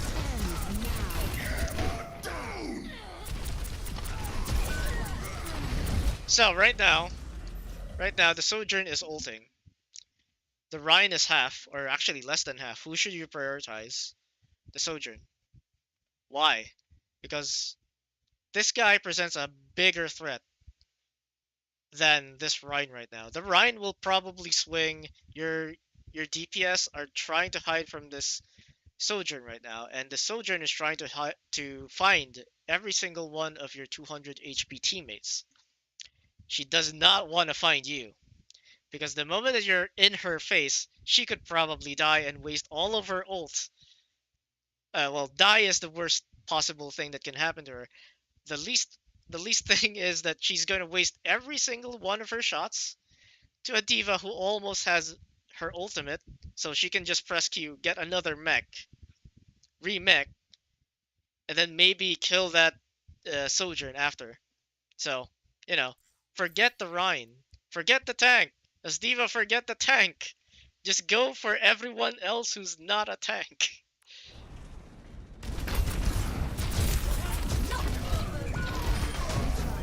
This could have been so much cleaner if you killed that Sojourn sooner. And that's it. They win. GG. But yeah, the few things is, number one, hold aggressive angles. For God's sakes, hold aggressive angles.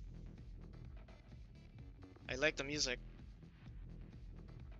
Aggressive angles. Do not be afraid to play a little bit away from your team for as long as you have general LOS. Right? In general, they will see you. They just need to turn a little bit of a corner. They can heal you again. Fantastic. Or they can provide support fire.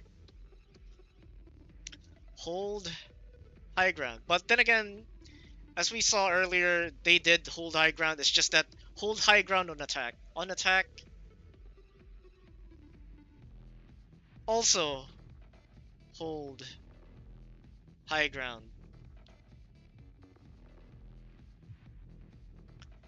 Do not become what I call payload tumor. Do not stick yourself to the payload. You don't have to. At all. In any way, shape, or form. You're a diva. You have boost. You're a highly mobile tank. Do not do that. And I think, perhaps, the most important thing of all, in general, focus 200 or sub 400 HP targets.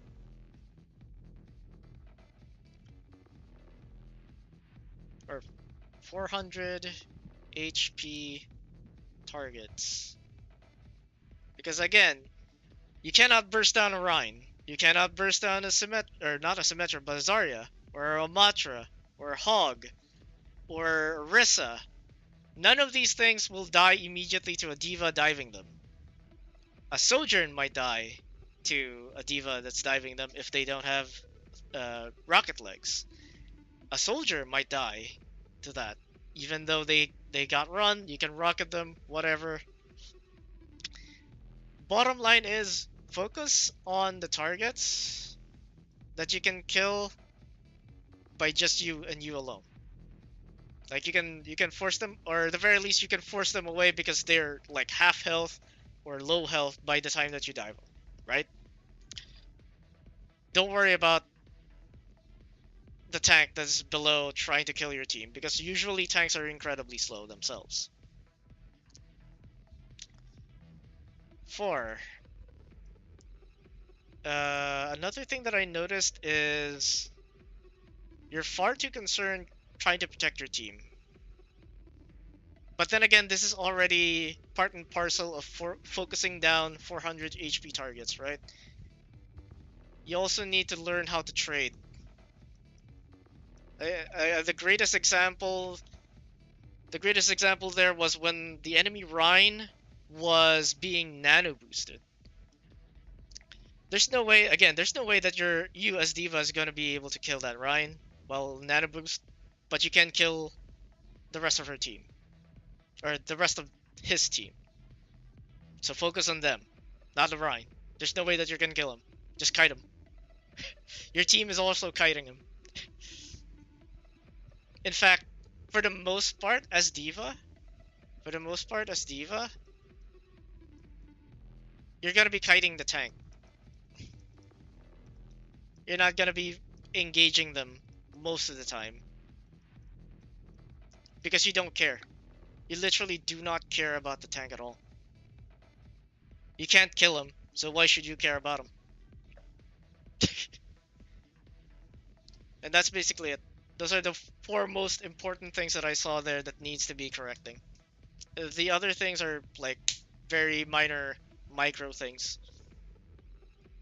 So, onward with the rest of the Reddit posts. Because right now we're not really getting anything good on the Discord. No one new is posting anything for the VOD review. So we're just gonna go ahead and pull more stuff from the Overwatch University's Reddit.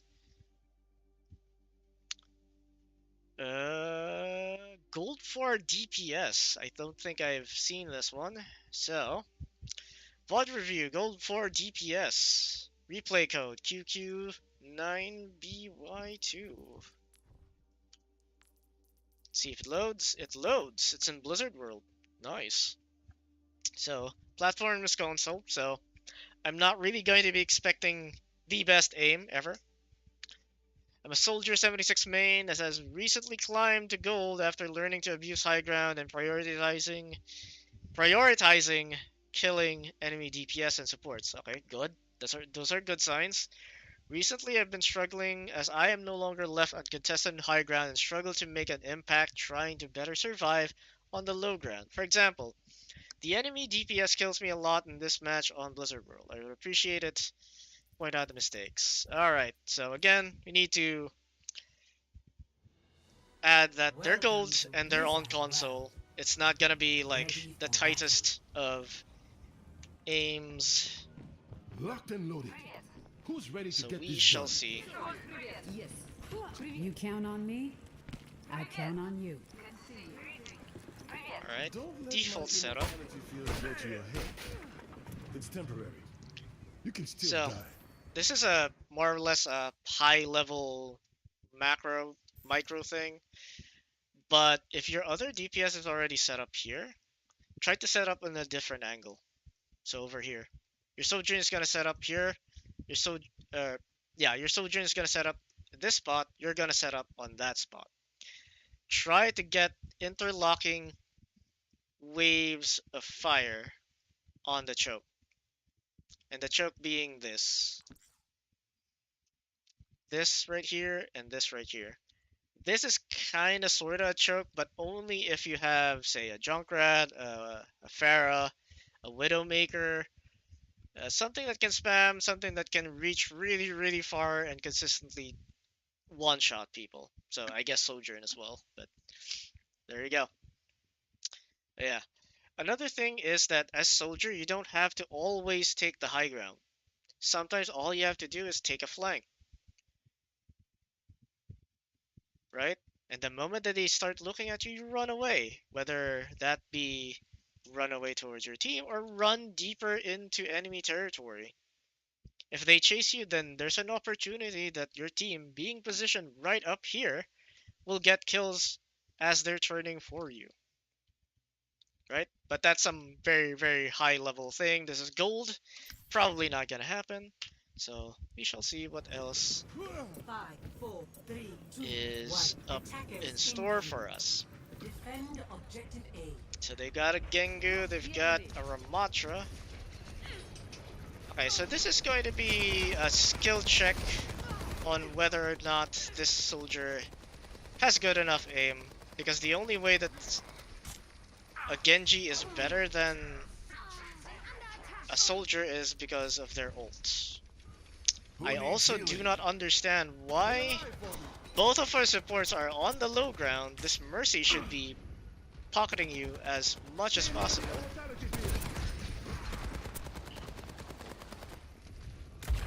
Again, we're talking about a console player. Aim, not exactly going to be very, very good.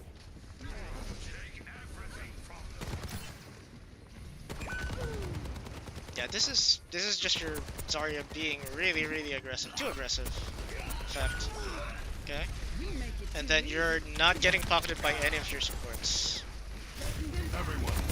That's why you're losing right now. Yep. So, this is even worse for you now because you have a Sigma versus a Ramatra. This man is gonna get bullied hard. Okay. Alright, the Genji's actually hard feeding.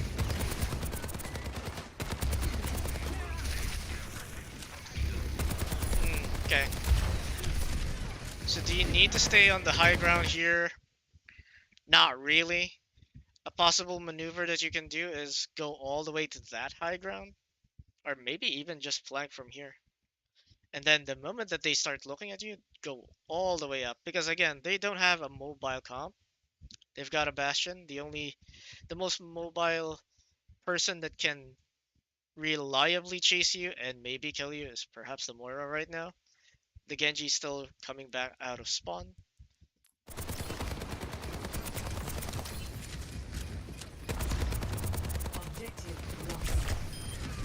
Okay, another thing that you need to also change or get in the habit of is you should always rocket first.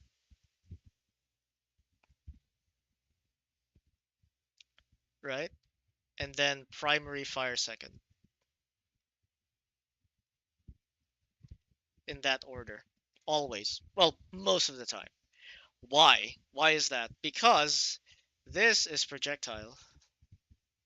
Projectile. Cannot spell. This is hit scan.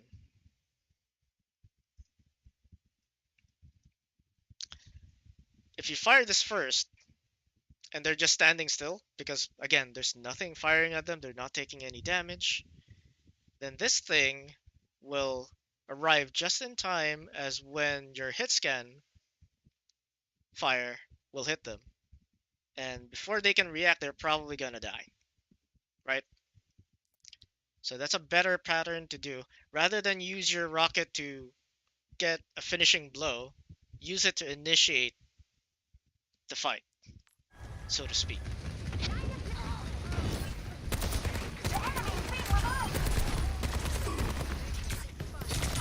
Oh no. Oh, this is death. Yep. Okay. Unlucky. They can't get away Alright. with this. He says he's gonna take the high ground and focus everyone else. We're outnumbered. Stay sharp. I mean, this is a lost fight. I honestly think that you can just keep running. Yeah, just keep running. Nah, you don't stay here. This is a bad move. You just keep running. Yes, it's important. Okay, so something that a lot of newer players like face or fight with is, yes, you need to take the high ground. This is very true. But if there's just an overwhelming force that's eventually going to get to that position, then you need to give it up. You need to give it up. Heroes never die. Okay? And now you're trapped. And this is why you should have done the running away a lot sooner. Okay. It's a good thing that they weren't very coordinated with running.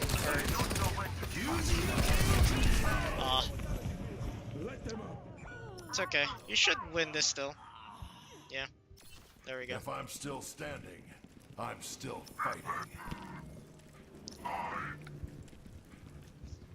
Blah blah blah. Okay. Oh no, he fell down. Gotta advance.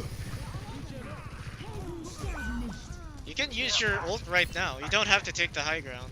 But if you want to, you can. I'm not sure about... Chase him! Chase him! Oh no. Chase him. Chase that... Okay. First of all, chase that guy. Because you can. He's low. The worst that can happen is that they run away towards their team, but if you're back here, they don't really have a way of disabling you, so you can just pop ult right now and get kills, lots of kills, because their tank is right in front and not anywhere near to defend them. So chasing that soldier might have actually resulted with more casualties on the enemy team.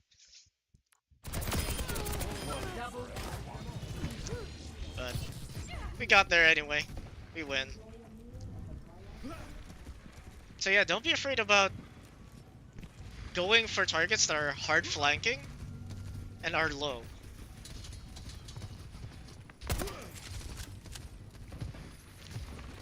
Okay. Enemy team is now trying to take the high ground.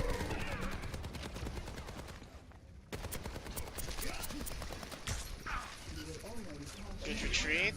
You need to drop down now because they're all looking at you. You're gonna die. This is... Oh, this Genji's gonna die because her Mercy is not with her. Unfortunately, you trade. But in that situation, I would have just ran.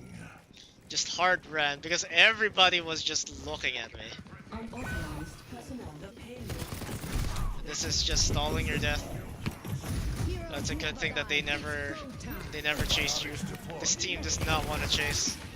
But then again, that's a thing with Gold. Nice.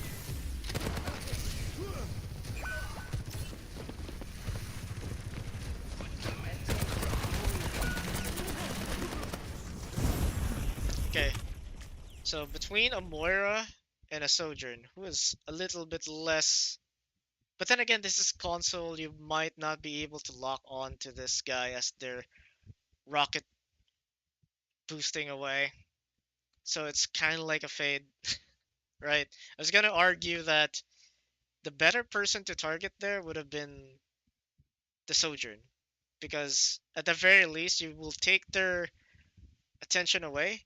Maybe they don't have rocket boost or rocket legs, right? And even if they do use the rocket legs, then maybe you can just keep tracking them. But again, console, not gonna be easy. So, plus that's a very minor thing. This is a lost fight. There's no real way that you're gonna be able to do anything. So yeah, so far what I'm seeing from this guy is that yes, they're taking high ground, but they don't want to let go of it, no matter what. Like there could be like 4 people pushing him, and he's still there, staring them down. Giga Chad. But yeah, as brave as that is, it's usually it's usually a feat. So don't be afraid of giving up high ground. Tried to go for the duel, he didn't get the heal, unfortunately.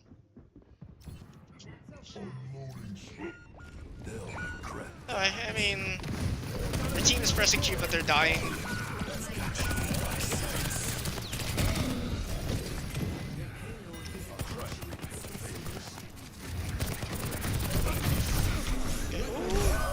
Well, he ran out of ammo, that's why he's running.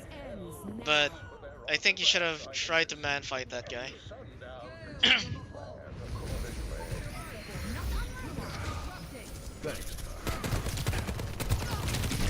Oh, he got shot by the balance beam. They can't get away. Okay. God damn. You almost killed the you almost killed the ram. Mostly because they kept like walking in a straight line.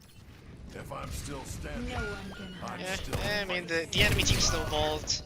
Your team used some battles. You Score 0. yeah, that's why you 3. lost. Switching sides. Rough, tough. Let's see what happens to the fence. Let's see if they actually use this, right? Most people who play this map on attack will only go here and only here. They never go through this place at all, ever.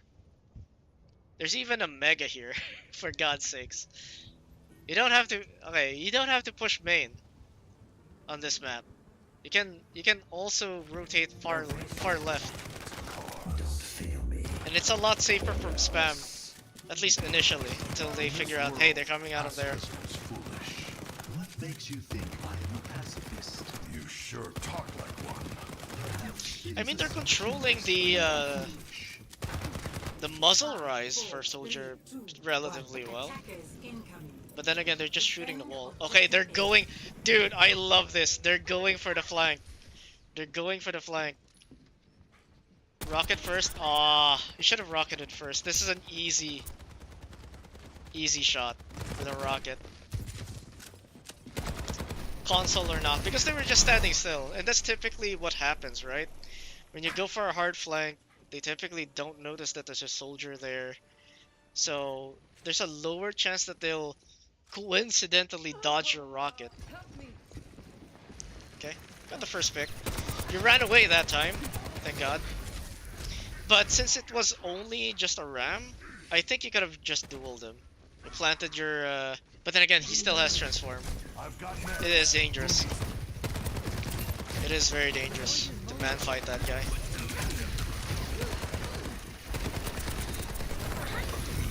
Oh no. The devil is behind you.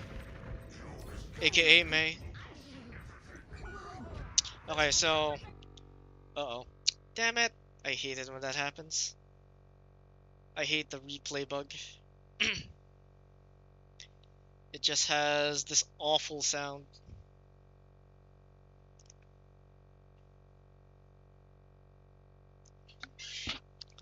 I forgot. There's something that they could have done. Alright. So if we slow this down again, then again we're paused right now, so probably useless. But anyway, so what they did was, or what happened was, their Zen got a pick. he came out of this mega and tried to go to the point, or tried to get support fire onto the point. Remember, there's this high ground that you can go to right here. And yes, maybe the Mei could have chased you, but you're a lot faster than the Mei. So you can at least outrun her, maybe get the high ground before she can, or maybe get this mega before she can, and then keep firing, keep fighting. And then after you kill her, or force her to ice block, you can either camp her ice block or go up here and then start spamming, right? Because again, high ground. Or another option is, if you don't like that high ground, you can go all the way here and spam from here. Where will they retreat? Typically, they're going to retreat like this, which means that you have incredible sightline as soldier. So those are some micro things that you could do next time for this one. You don't have to fight on the point. The rest of your team can fight on point. It's not your responsibility to capture the point with them. It is your responsibility to help them capture the point by killing things. And you can do that by going here and here, and not necessarily on point. So just keep going. Alright, I love it. He's constantly using this. He just needs to learn how to use the rockets first, right? Rockets first, then primary fire, not the reverse. Like for example, he could have maybe gotten the kill there on the soldier. Oh. Yeah, push him. Okay. The Reaper pushed him. Okay, he is ulting, he's angry. Keep focusing him down. Your Zen should be discording this guy first before popping ult, but that's fine. It's a micro thing. And you have a Reaper. Defend your Zen! Defend your Reaper. Oh no, this is gonna be very difficult. Okay, good. Just a Mei. Oh no. Run, run, run, run. Oh no. Unlucky.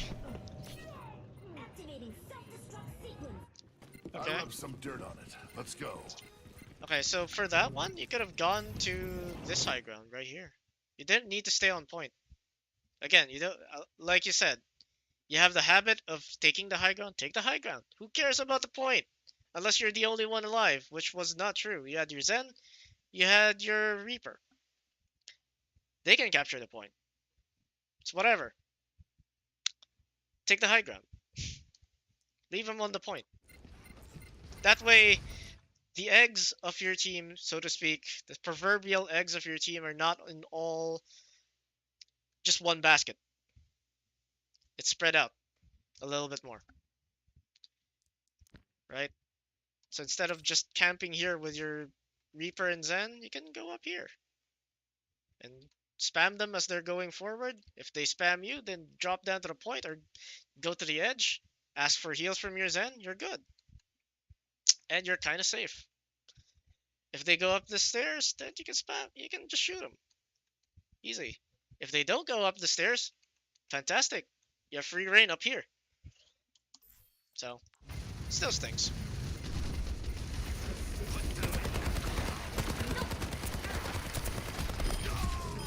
This one, it's okay to not take the high ground because that guy was low and you could definitely just kill him. But for this one, don't be afraid, especially since you already captured the point. Don't be afraid to go up here, and the moment that anyone, literally anyone, looks at you, run away. Go ahead of your team. You literally have legs that can run. A soldier. Use them. Use them all the time. Use them constantly. To get into places that the enemy team does not expect you to be or find inconvenient.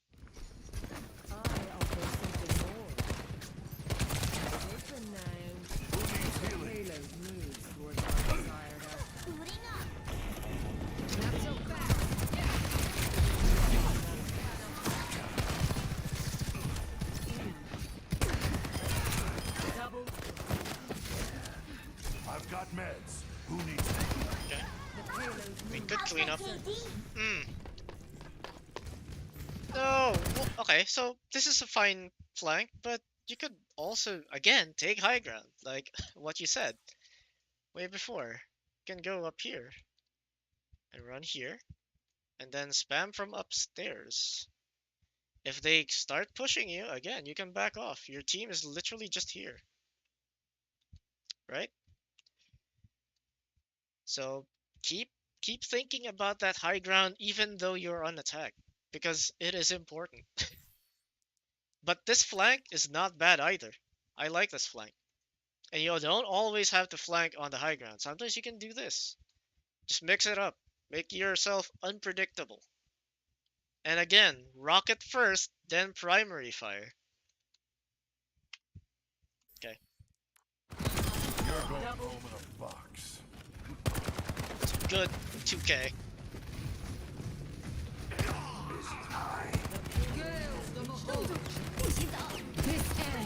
Nice eat. I mean, they're using ults, but I think that's too much. Someone behind you, literally someone behind you. There we go. As above, Okay. so below. Now you can push. Okay, now how do you want to do it at this point? Because it's a little bit tricky.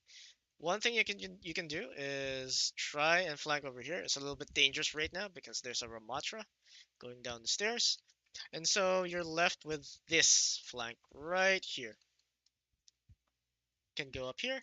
Actually, there's another flank. You can go here. Again, you need to be, the moment that they look at you, you run away. Run away as fast as possible, your opposite direction. Another thing that you can do is you get up here, you jump, spam from up here. And if they try to contest you, you move back. Or you jump across. A lot of options. Let's see what you will do. You choose to go up here. Okay, I like it, I like it. I love how they no longer have a Sojourn. I find that incredibly funny.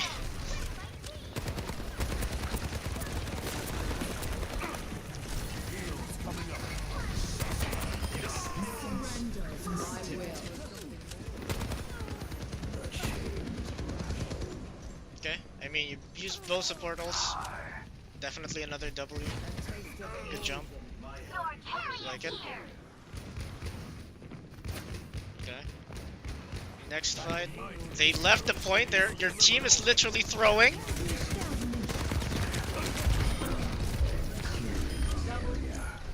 Now they're made up for it and got plenty of time. You have over 3 minutes to do this. So what went wrong that you lost this one? Initiating match. Now I'm really curious.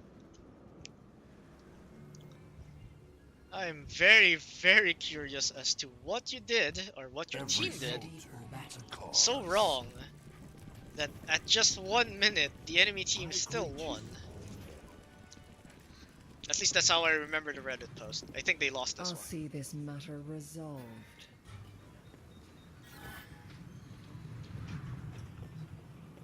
5, 4, 3, 2, 1. Attackers Okay. incoming. You defend objective A. So it's a Hog Mirror with a Reaper. Oh, eh? I mean, he was discorded, so damn straight. Defend your set! Oh my god, that guy just got a free kills. How is that not audible? Oh my god, that's the reason why they get this point. Holy shit. That Reaper should have never gotten any of those kills. Oh no. 10 seconds remaining. Man. Overtime. Okay.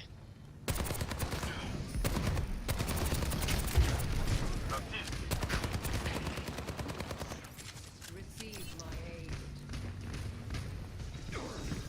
So the common mistake on teams here is that they think that this is the choke that they need to hold. Right here. Whereas that's not necessarily true, especially if this is your composition. So where should you hold? You should hold over here. This is the choke that you want. And it is a choke. Because the only way that they can bypass this is by going up. This is not really a viable route because it's so small. It might as well be yet another choke that they're gonna have to go through. So if teams want to push this, they typically just push all the way here, move, and then the moment that the payload is over here, they move all the way up and push the high ground. That's the proper way to do it. Why do you want this as a choke? Because there's not really any good sight lines, especially if you have a Widowmaker. There's not any good sight lines over there from over here. But if you hold this as your choke, you've got plenty of good sight lines everywhere. So just a little bit of a micro thing.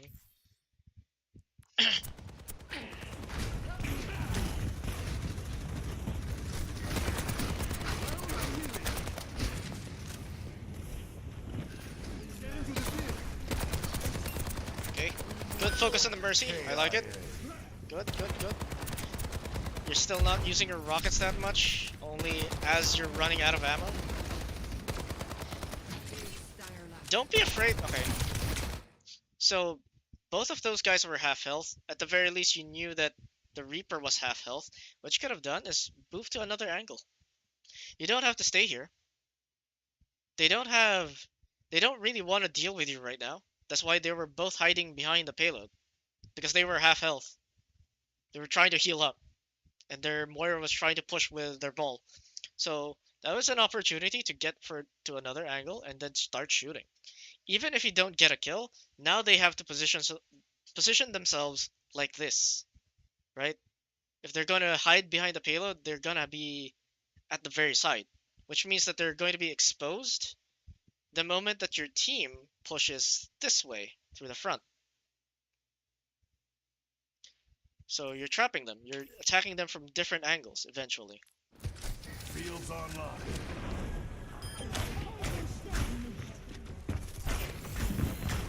Now you could have actually just rocketed that guy the moment that he TP'd. This guy might have ult. In fact, I think that he's gonna use ult. Yep, there it is. Oh no, he got booped away. He got booped into you. And that's why they're gonna be able to push this, I think, all the way. They're gonna be able to push this like all the way to the second point.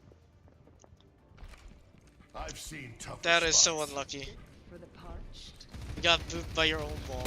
Oh no, your ball is gonna stagger. Yeah, this is lost. There's no way that you can contest this.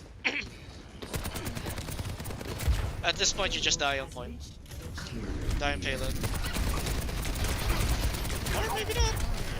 Your Reaper was a little bit late. Let them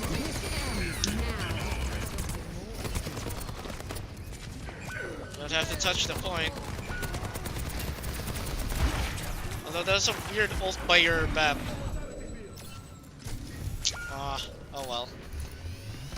Press more to use. Oh, now you're staggered right now. The reason why you're gonna lose this one is because you're staggered.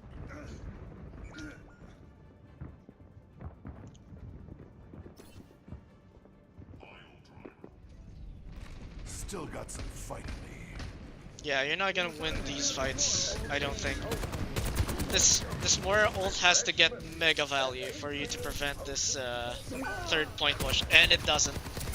Yeah, this is lost. That's how you lose this fight. That's how they get 3. You can ult. Might as well do it. You're gonna lose if you don't.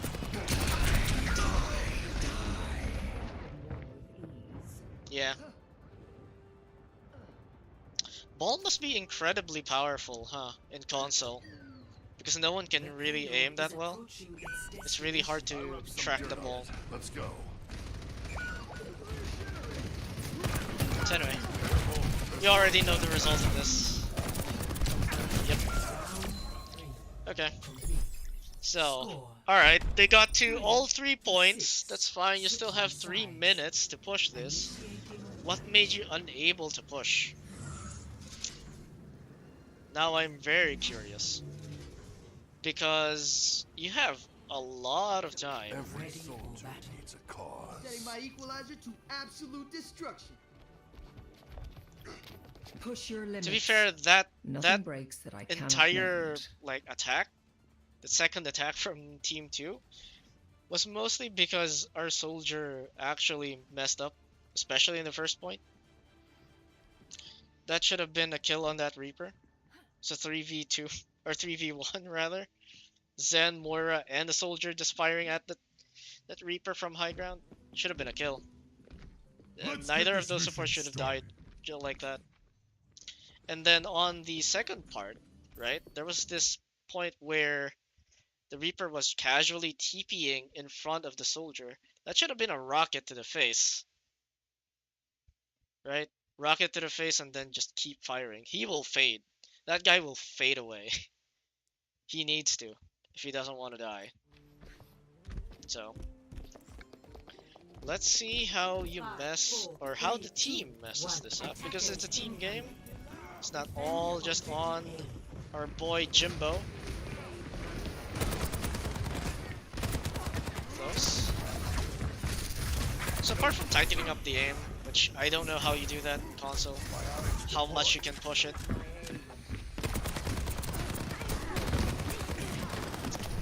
I would say because this Reaper was already on the right side. I don't know what this guy's sound setup is like, that he cannot seem to hear. I can hear this Reaper plain as day.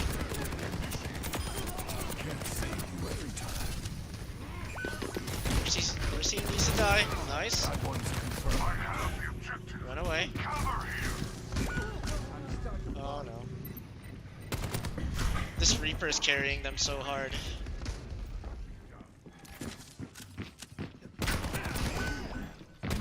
Yeah, we need to get you on the habit of rocketing first. Especially if the target is that close.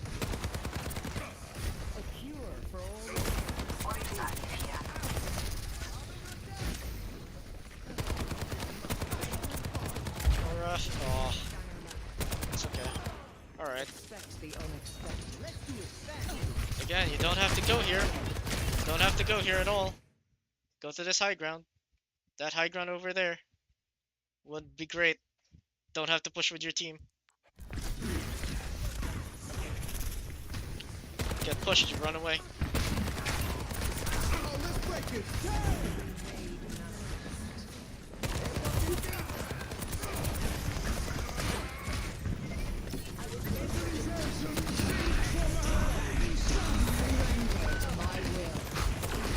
It's funny that Sigma ult actually saved your team a little bit, because it helped avoid the Reaper ult.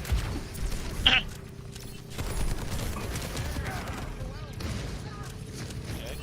Firing at your old Moira.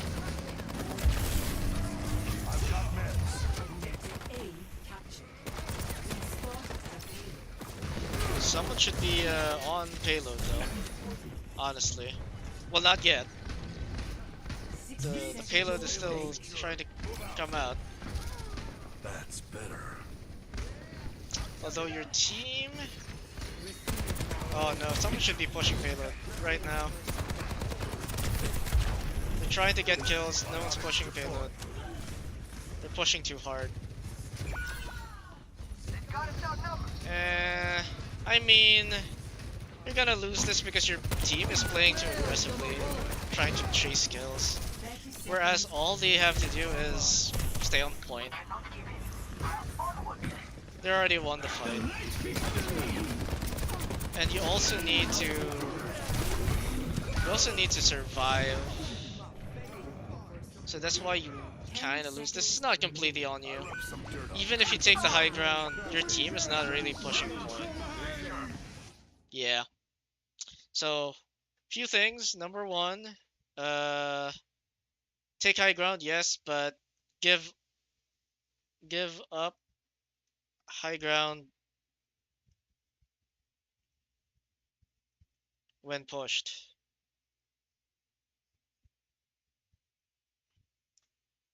Like if there's literally 4 or 5 people trying to get to the high ground where you are, give it up. Fuck it. Like, let the payload is right underneath. By being up there, they're not pushing it, so they're wasting time trying to chase you. A soldier that has legs that can run infinitely, and they don't even have a Lucio, so they can't chase you down. So give up the high ground if you're pushed. Number 2, rocket first. Seriously, you need to rocket first, especially if you're flanking. And speaking of flanks, not all flanks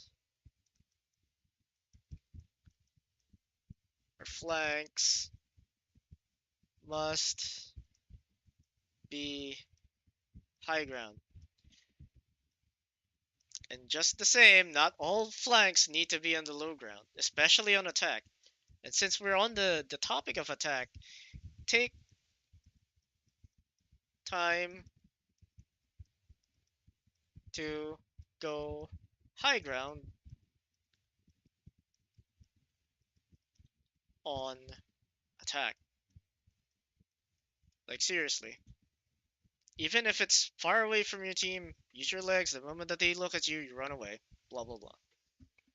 So, those are basically the tips that I would say to the soldier to improve. Apart from that, tighten your aim. But again, I don't know how far you can push it on a console. Obviously, it's a lot easier on PC. So, I think we're gonna go with the last VOD review. I'm trying to look for one on the Reddit. Diamond 4 Zarya. This should be interesting. On PC, we have the code, and his name is BootyLover69. Nice. Obviously not my best game, yada yada yada. Peak Diamond 5 last season, so I don't have much experience in Diamond lobbies. I haven't done too much VOD review of this game on my own yet. Likely I will after I post this. And then I imagine I should have been turning around and peeling more, but I felt it's a bit hard with their front-loaded pressure. Rissa Hanzo. Okay. So Cesaria was not too sure when to peel. Here we go. So this is the Diamond 4. This is a lot higher, perhaps the highest that we've seen so far. Looking for someone to help them. Okay, right now they're Sigma, but we're still going to... An ant on the ceiling. Uh-oh. Where are you going, little friend? Hey, I'm talking to you. Oh, there's another one. What delightful creatures. God damn it, I love how Sigma just ignores Soldier. I've never heard that voice line. Excuse me. The barrier appears. Okay. I mean, I like it. The Giga Chat spam here, mostly because this worked because your Reaper actually set up this flank. So this was actually a fairly good play. Typically, you don't want to set up right up on that sign just because they could push you down and then you're trapped. But your Reaper made it work. Helped make it work. Okay. I like this. You're taking the high ground. From up here.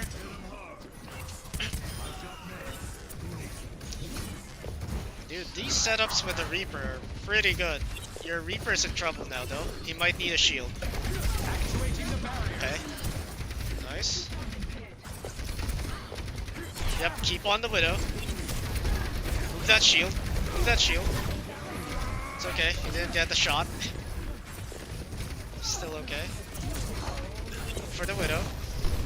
So, typically as Sigma, you want to keep that shield at the Widow, just to prevent them from having a good shot. The Reaper's gonna try and go for her. That's probably gonna result in her feeding, or him feeding. Okay, they trade, but they have a Mercy and you don't. They're likely gonna res that Widow.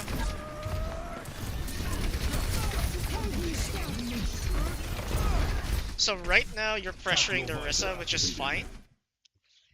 because the Rissa does have a Discord orb, but a better target right now would be this. Why? Because if they can't move forward, this Orisa can't move forward. And if she can't move forward, they can't take space. And if they can't take space, that means that your team can take space. Right? It's a domino effect. So focus these guys first, or prioritize these guys. This one is not bad because again they're being whatchamacallit, discorded. Though I don't know right now what the situation of the backline. I'm gonna try and imagine it purely from your perspective. But it would seem so as though your Zen is being harassed by the Genji, because I'm not seeing the Genji right now. This guy is being damage boosted. But should you turn for your Zen right now? The answer is no. Because you also have a Kiriko that's supposed to be helping them. You have a soldier that's also there who's tac visoring right now. So Zen should be okay.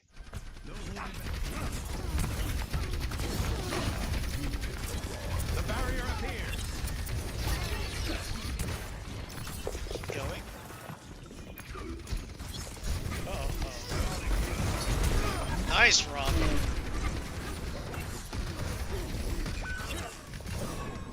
Alright.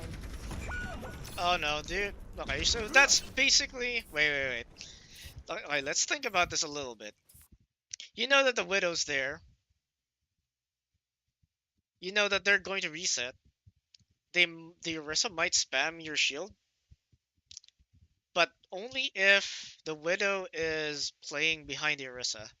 And for her to get these shots, these recent kills, probably not true, right? This Widow is probably off angling, so you can safely just keep your shield on this Widow, especially a Sigma. Your job is to just shield this Widow. If you are being spammed by this Orisa, you have your whatchamacallit, Vortex. You can ask for heals from your supports, yada yada yada. Or you could just LOS it. Just constantly LOS it. If you LOS it, that means you're backing off. That means that your team is backing off. Which means that you don't really need to shield this Widow that much anymore because she no longer has LOS. So. But yeah, you should have had that thing always on that Widow. Although this should be death. Now would be a good time to ult, because your team is back. And your Reaper was already trying to make a move in the backline. So ulting might have made that a little bit easier on your Reaper. Actuating the barrier. Maybe. He should have ulted, honestly. But I guess he's saving it for the blade, which is understandable. I'm talking about the Zen. But shit happens. A revelation was within my reach. That's not gonna work because there's literally 5 people staring at the Reaper. Your team is now staggered. So no, keep that barrier there. You need to protect your Zen. Also, you should have gone with your Zen, because your Zen is now going to die to this Genji, right? There's a good chance that this Zen is going to die to your Genji. Okay, you managed to land some really meaty, whatchamacallit, orbs. I was about to say balls. Well, they are balls.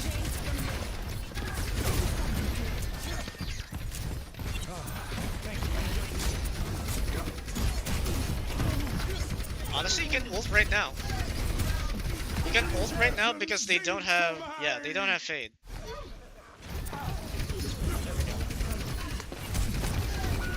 Nah, you go for the short kill. Go for the shield. Nice.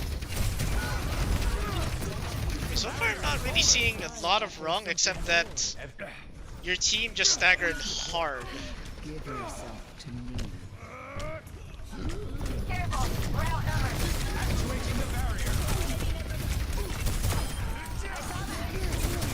No, no, no, no, no, no, no, no. If The barrier's the weakened. Orisa is just this deep, she doesn't give a fuck about you.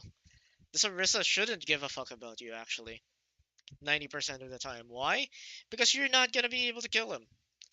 So just focus on the things that you can kill. Especially if the Orisa is extending this far. Because if you can isolate the Orisa by shooing away her team, or killing them, then that's going to be a dead Orisa in a few seconds.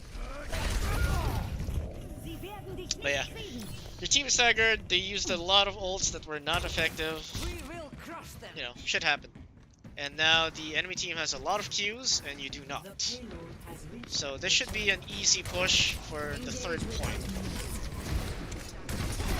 So, is Orisa good now? She's okay. I would say that she's a little bit more serviceable now than before. Orisa is still probably a better tank. And that is my assessment of Zarya. This might not be an easy matchup for you.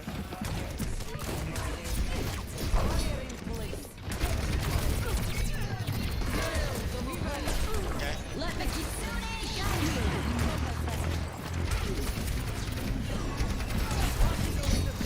Nah, you needed to walk forward more there. You needed to trust that number one, your Kiriko is going to be able to heal you, and number two, you will get your bubbles back. But the biggest thing there is that you needed to march forward. You needed to stop them from taking that much space. Because right now, the Widow can do whatever the hell she wants. She has better angles than your Widow. Because she has this position already.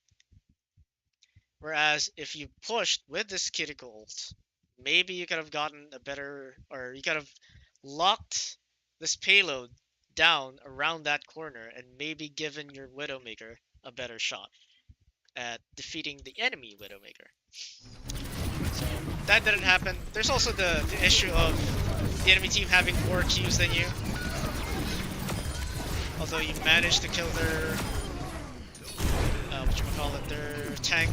This might be winnable. Good run. No fear! Holy shit, okay. You're Zarya, you have high energy, you have your bubbles again. Go there! Get in there! It's a Mercy and a Widow and a Genji. I was about to say Mercy again, but yeah, get in there. You don't have to hide. Your team is also respawning. At the very least, stop the payload.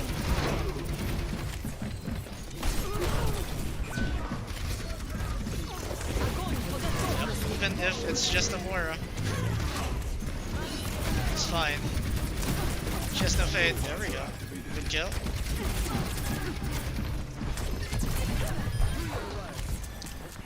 Yeah, I think you're giving too much respect to this Orisa. You're giving too much respect on the damage the Orisa can deal to you. You need to contest her a little bit more, or at the very least, go forward more. You need to prevent this Widow from taking space. It's Ramatra now. Again, I think the two best tanks right now are Ramatra and Orisa. So yeah, this is going to be a tough ask. This is going to be a very tough ask. Some good timing on the bubbles though. But you need to stay in LOS. Okay, you stayed in LOS.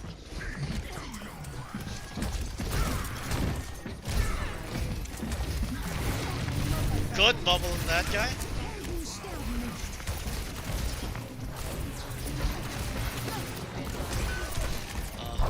Unlucky. I mean, there's not really much you can do about the Widow. Just focus on slowing them down if you're on the point. Bubble? He has no bubble.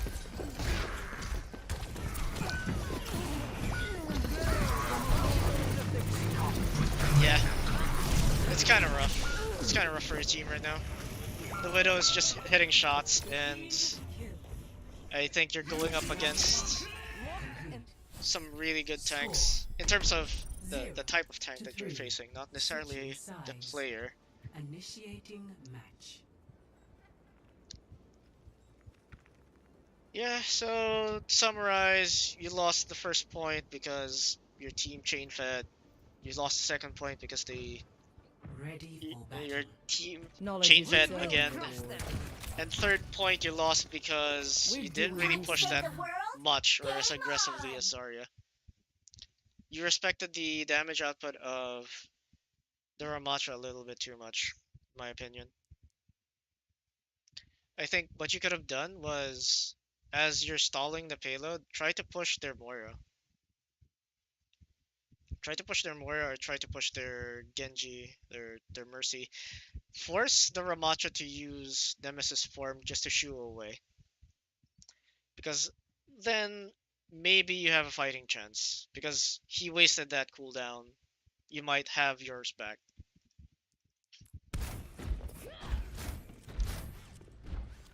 Do not get in my way. You could have also gone Diva, but that's Much also tough. lies in You could have store. also stayed Let sick, us but see to you would it. get bullied by Ramatra. So, okay, let's see this Deaver. From nature.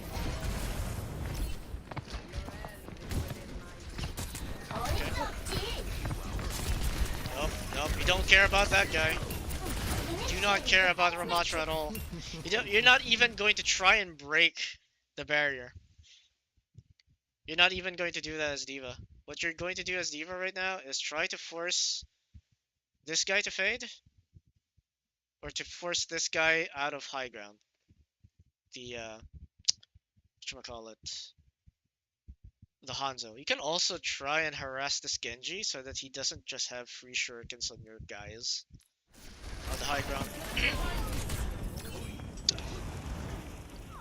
Okay, so I think you're gonna switch, right?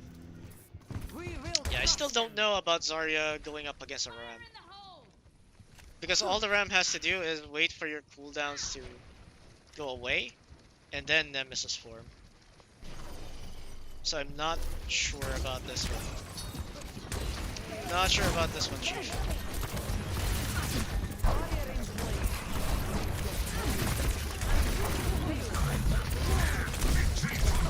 Yep, that's exactly what he does.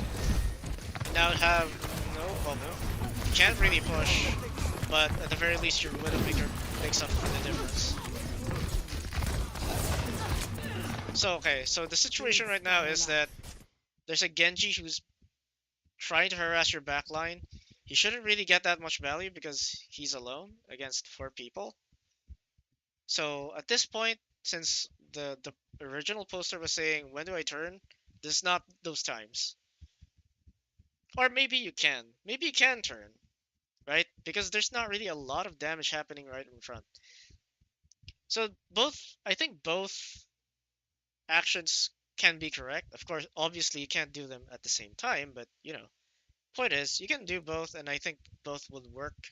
You can pressure this Genji away from your backline. You can pressure the Hanzo who's on the right. Maybe even kill him because he's not being boosted.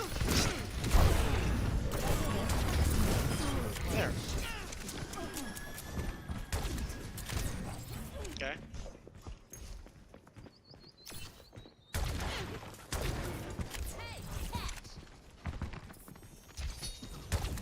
So the thing that you need to be careful with when pushing here is staying within LOS of your team.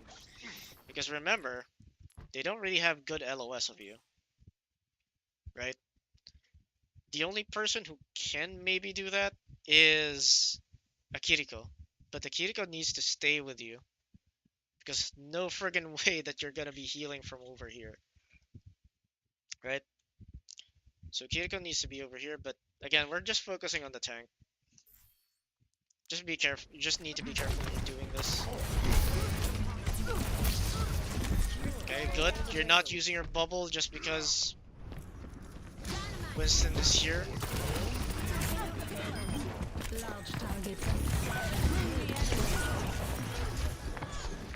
Okay, so in that point where you're supposed to peel for your team when it was the Winston diving, no. You don't give a shit about the Winston because the Winston no longer has bubble, and whether or not you turned around and tried to kill him is not the reason why he died. It's not the reason why this Winston managed to die. It's because literally everybody on your team shot him. Because he no longer had bubble. He did nothing to dance with. So what instead you should have done is try to go for a trade. Because the Winston is trying to go for a trade, then you should go for a trade. Try to kill one of these. And if you can't, that's fine. You'll probably get a lot of charge from them. Just move to the edge. Just remember to move to the edge. But yeah. The Winston caused enough of a distraction to get some kills.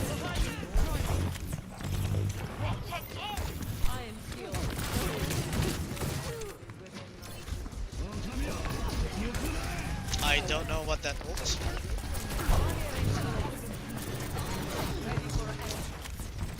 Should have gone for the Mercy actually. It's fine. Honestly, you should be kiting right now. Because the Moira is ulting. Yeah, that was hella dangerous. Alright, so your Moira died. This is a perfect opportunity to ult. You don't have to combo with anybody. Okay, reload. Now it's no longer the perfect opportunity to ult. Now it is. Oh no! Oh god! That is so unfortunate. Ah,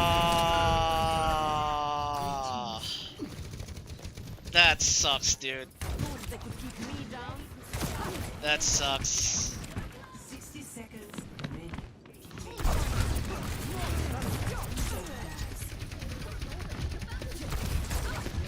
Oh, that may needed a bubble.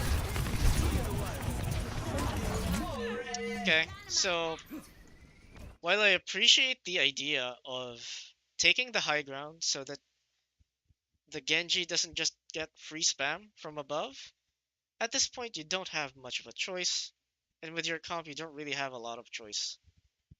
Because you're now mostly a grounded team, right? Zarya's not very good at climbing stuff, Mei is not good at that either, and only these two can. Moira is loath to use her Fade just to get up here.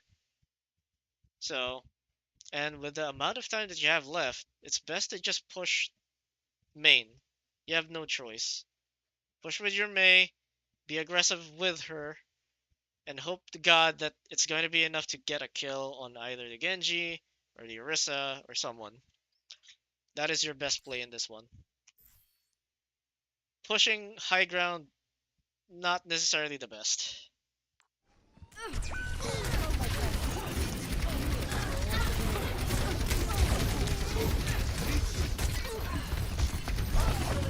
But we also need to preface this with, again, I don't think Zarya is that good.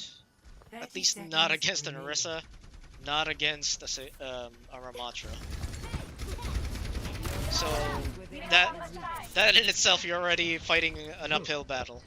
Granted, I don't think this Orisa is that good, but you know, she's good enough to cause a little bit of a problem for Zarya.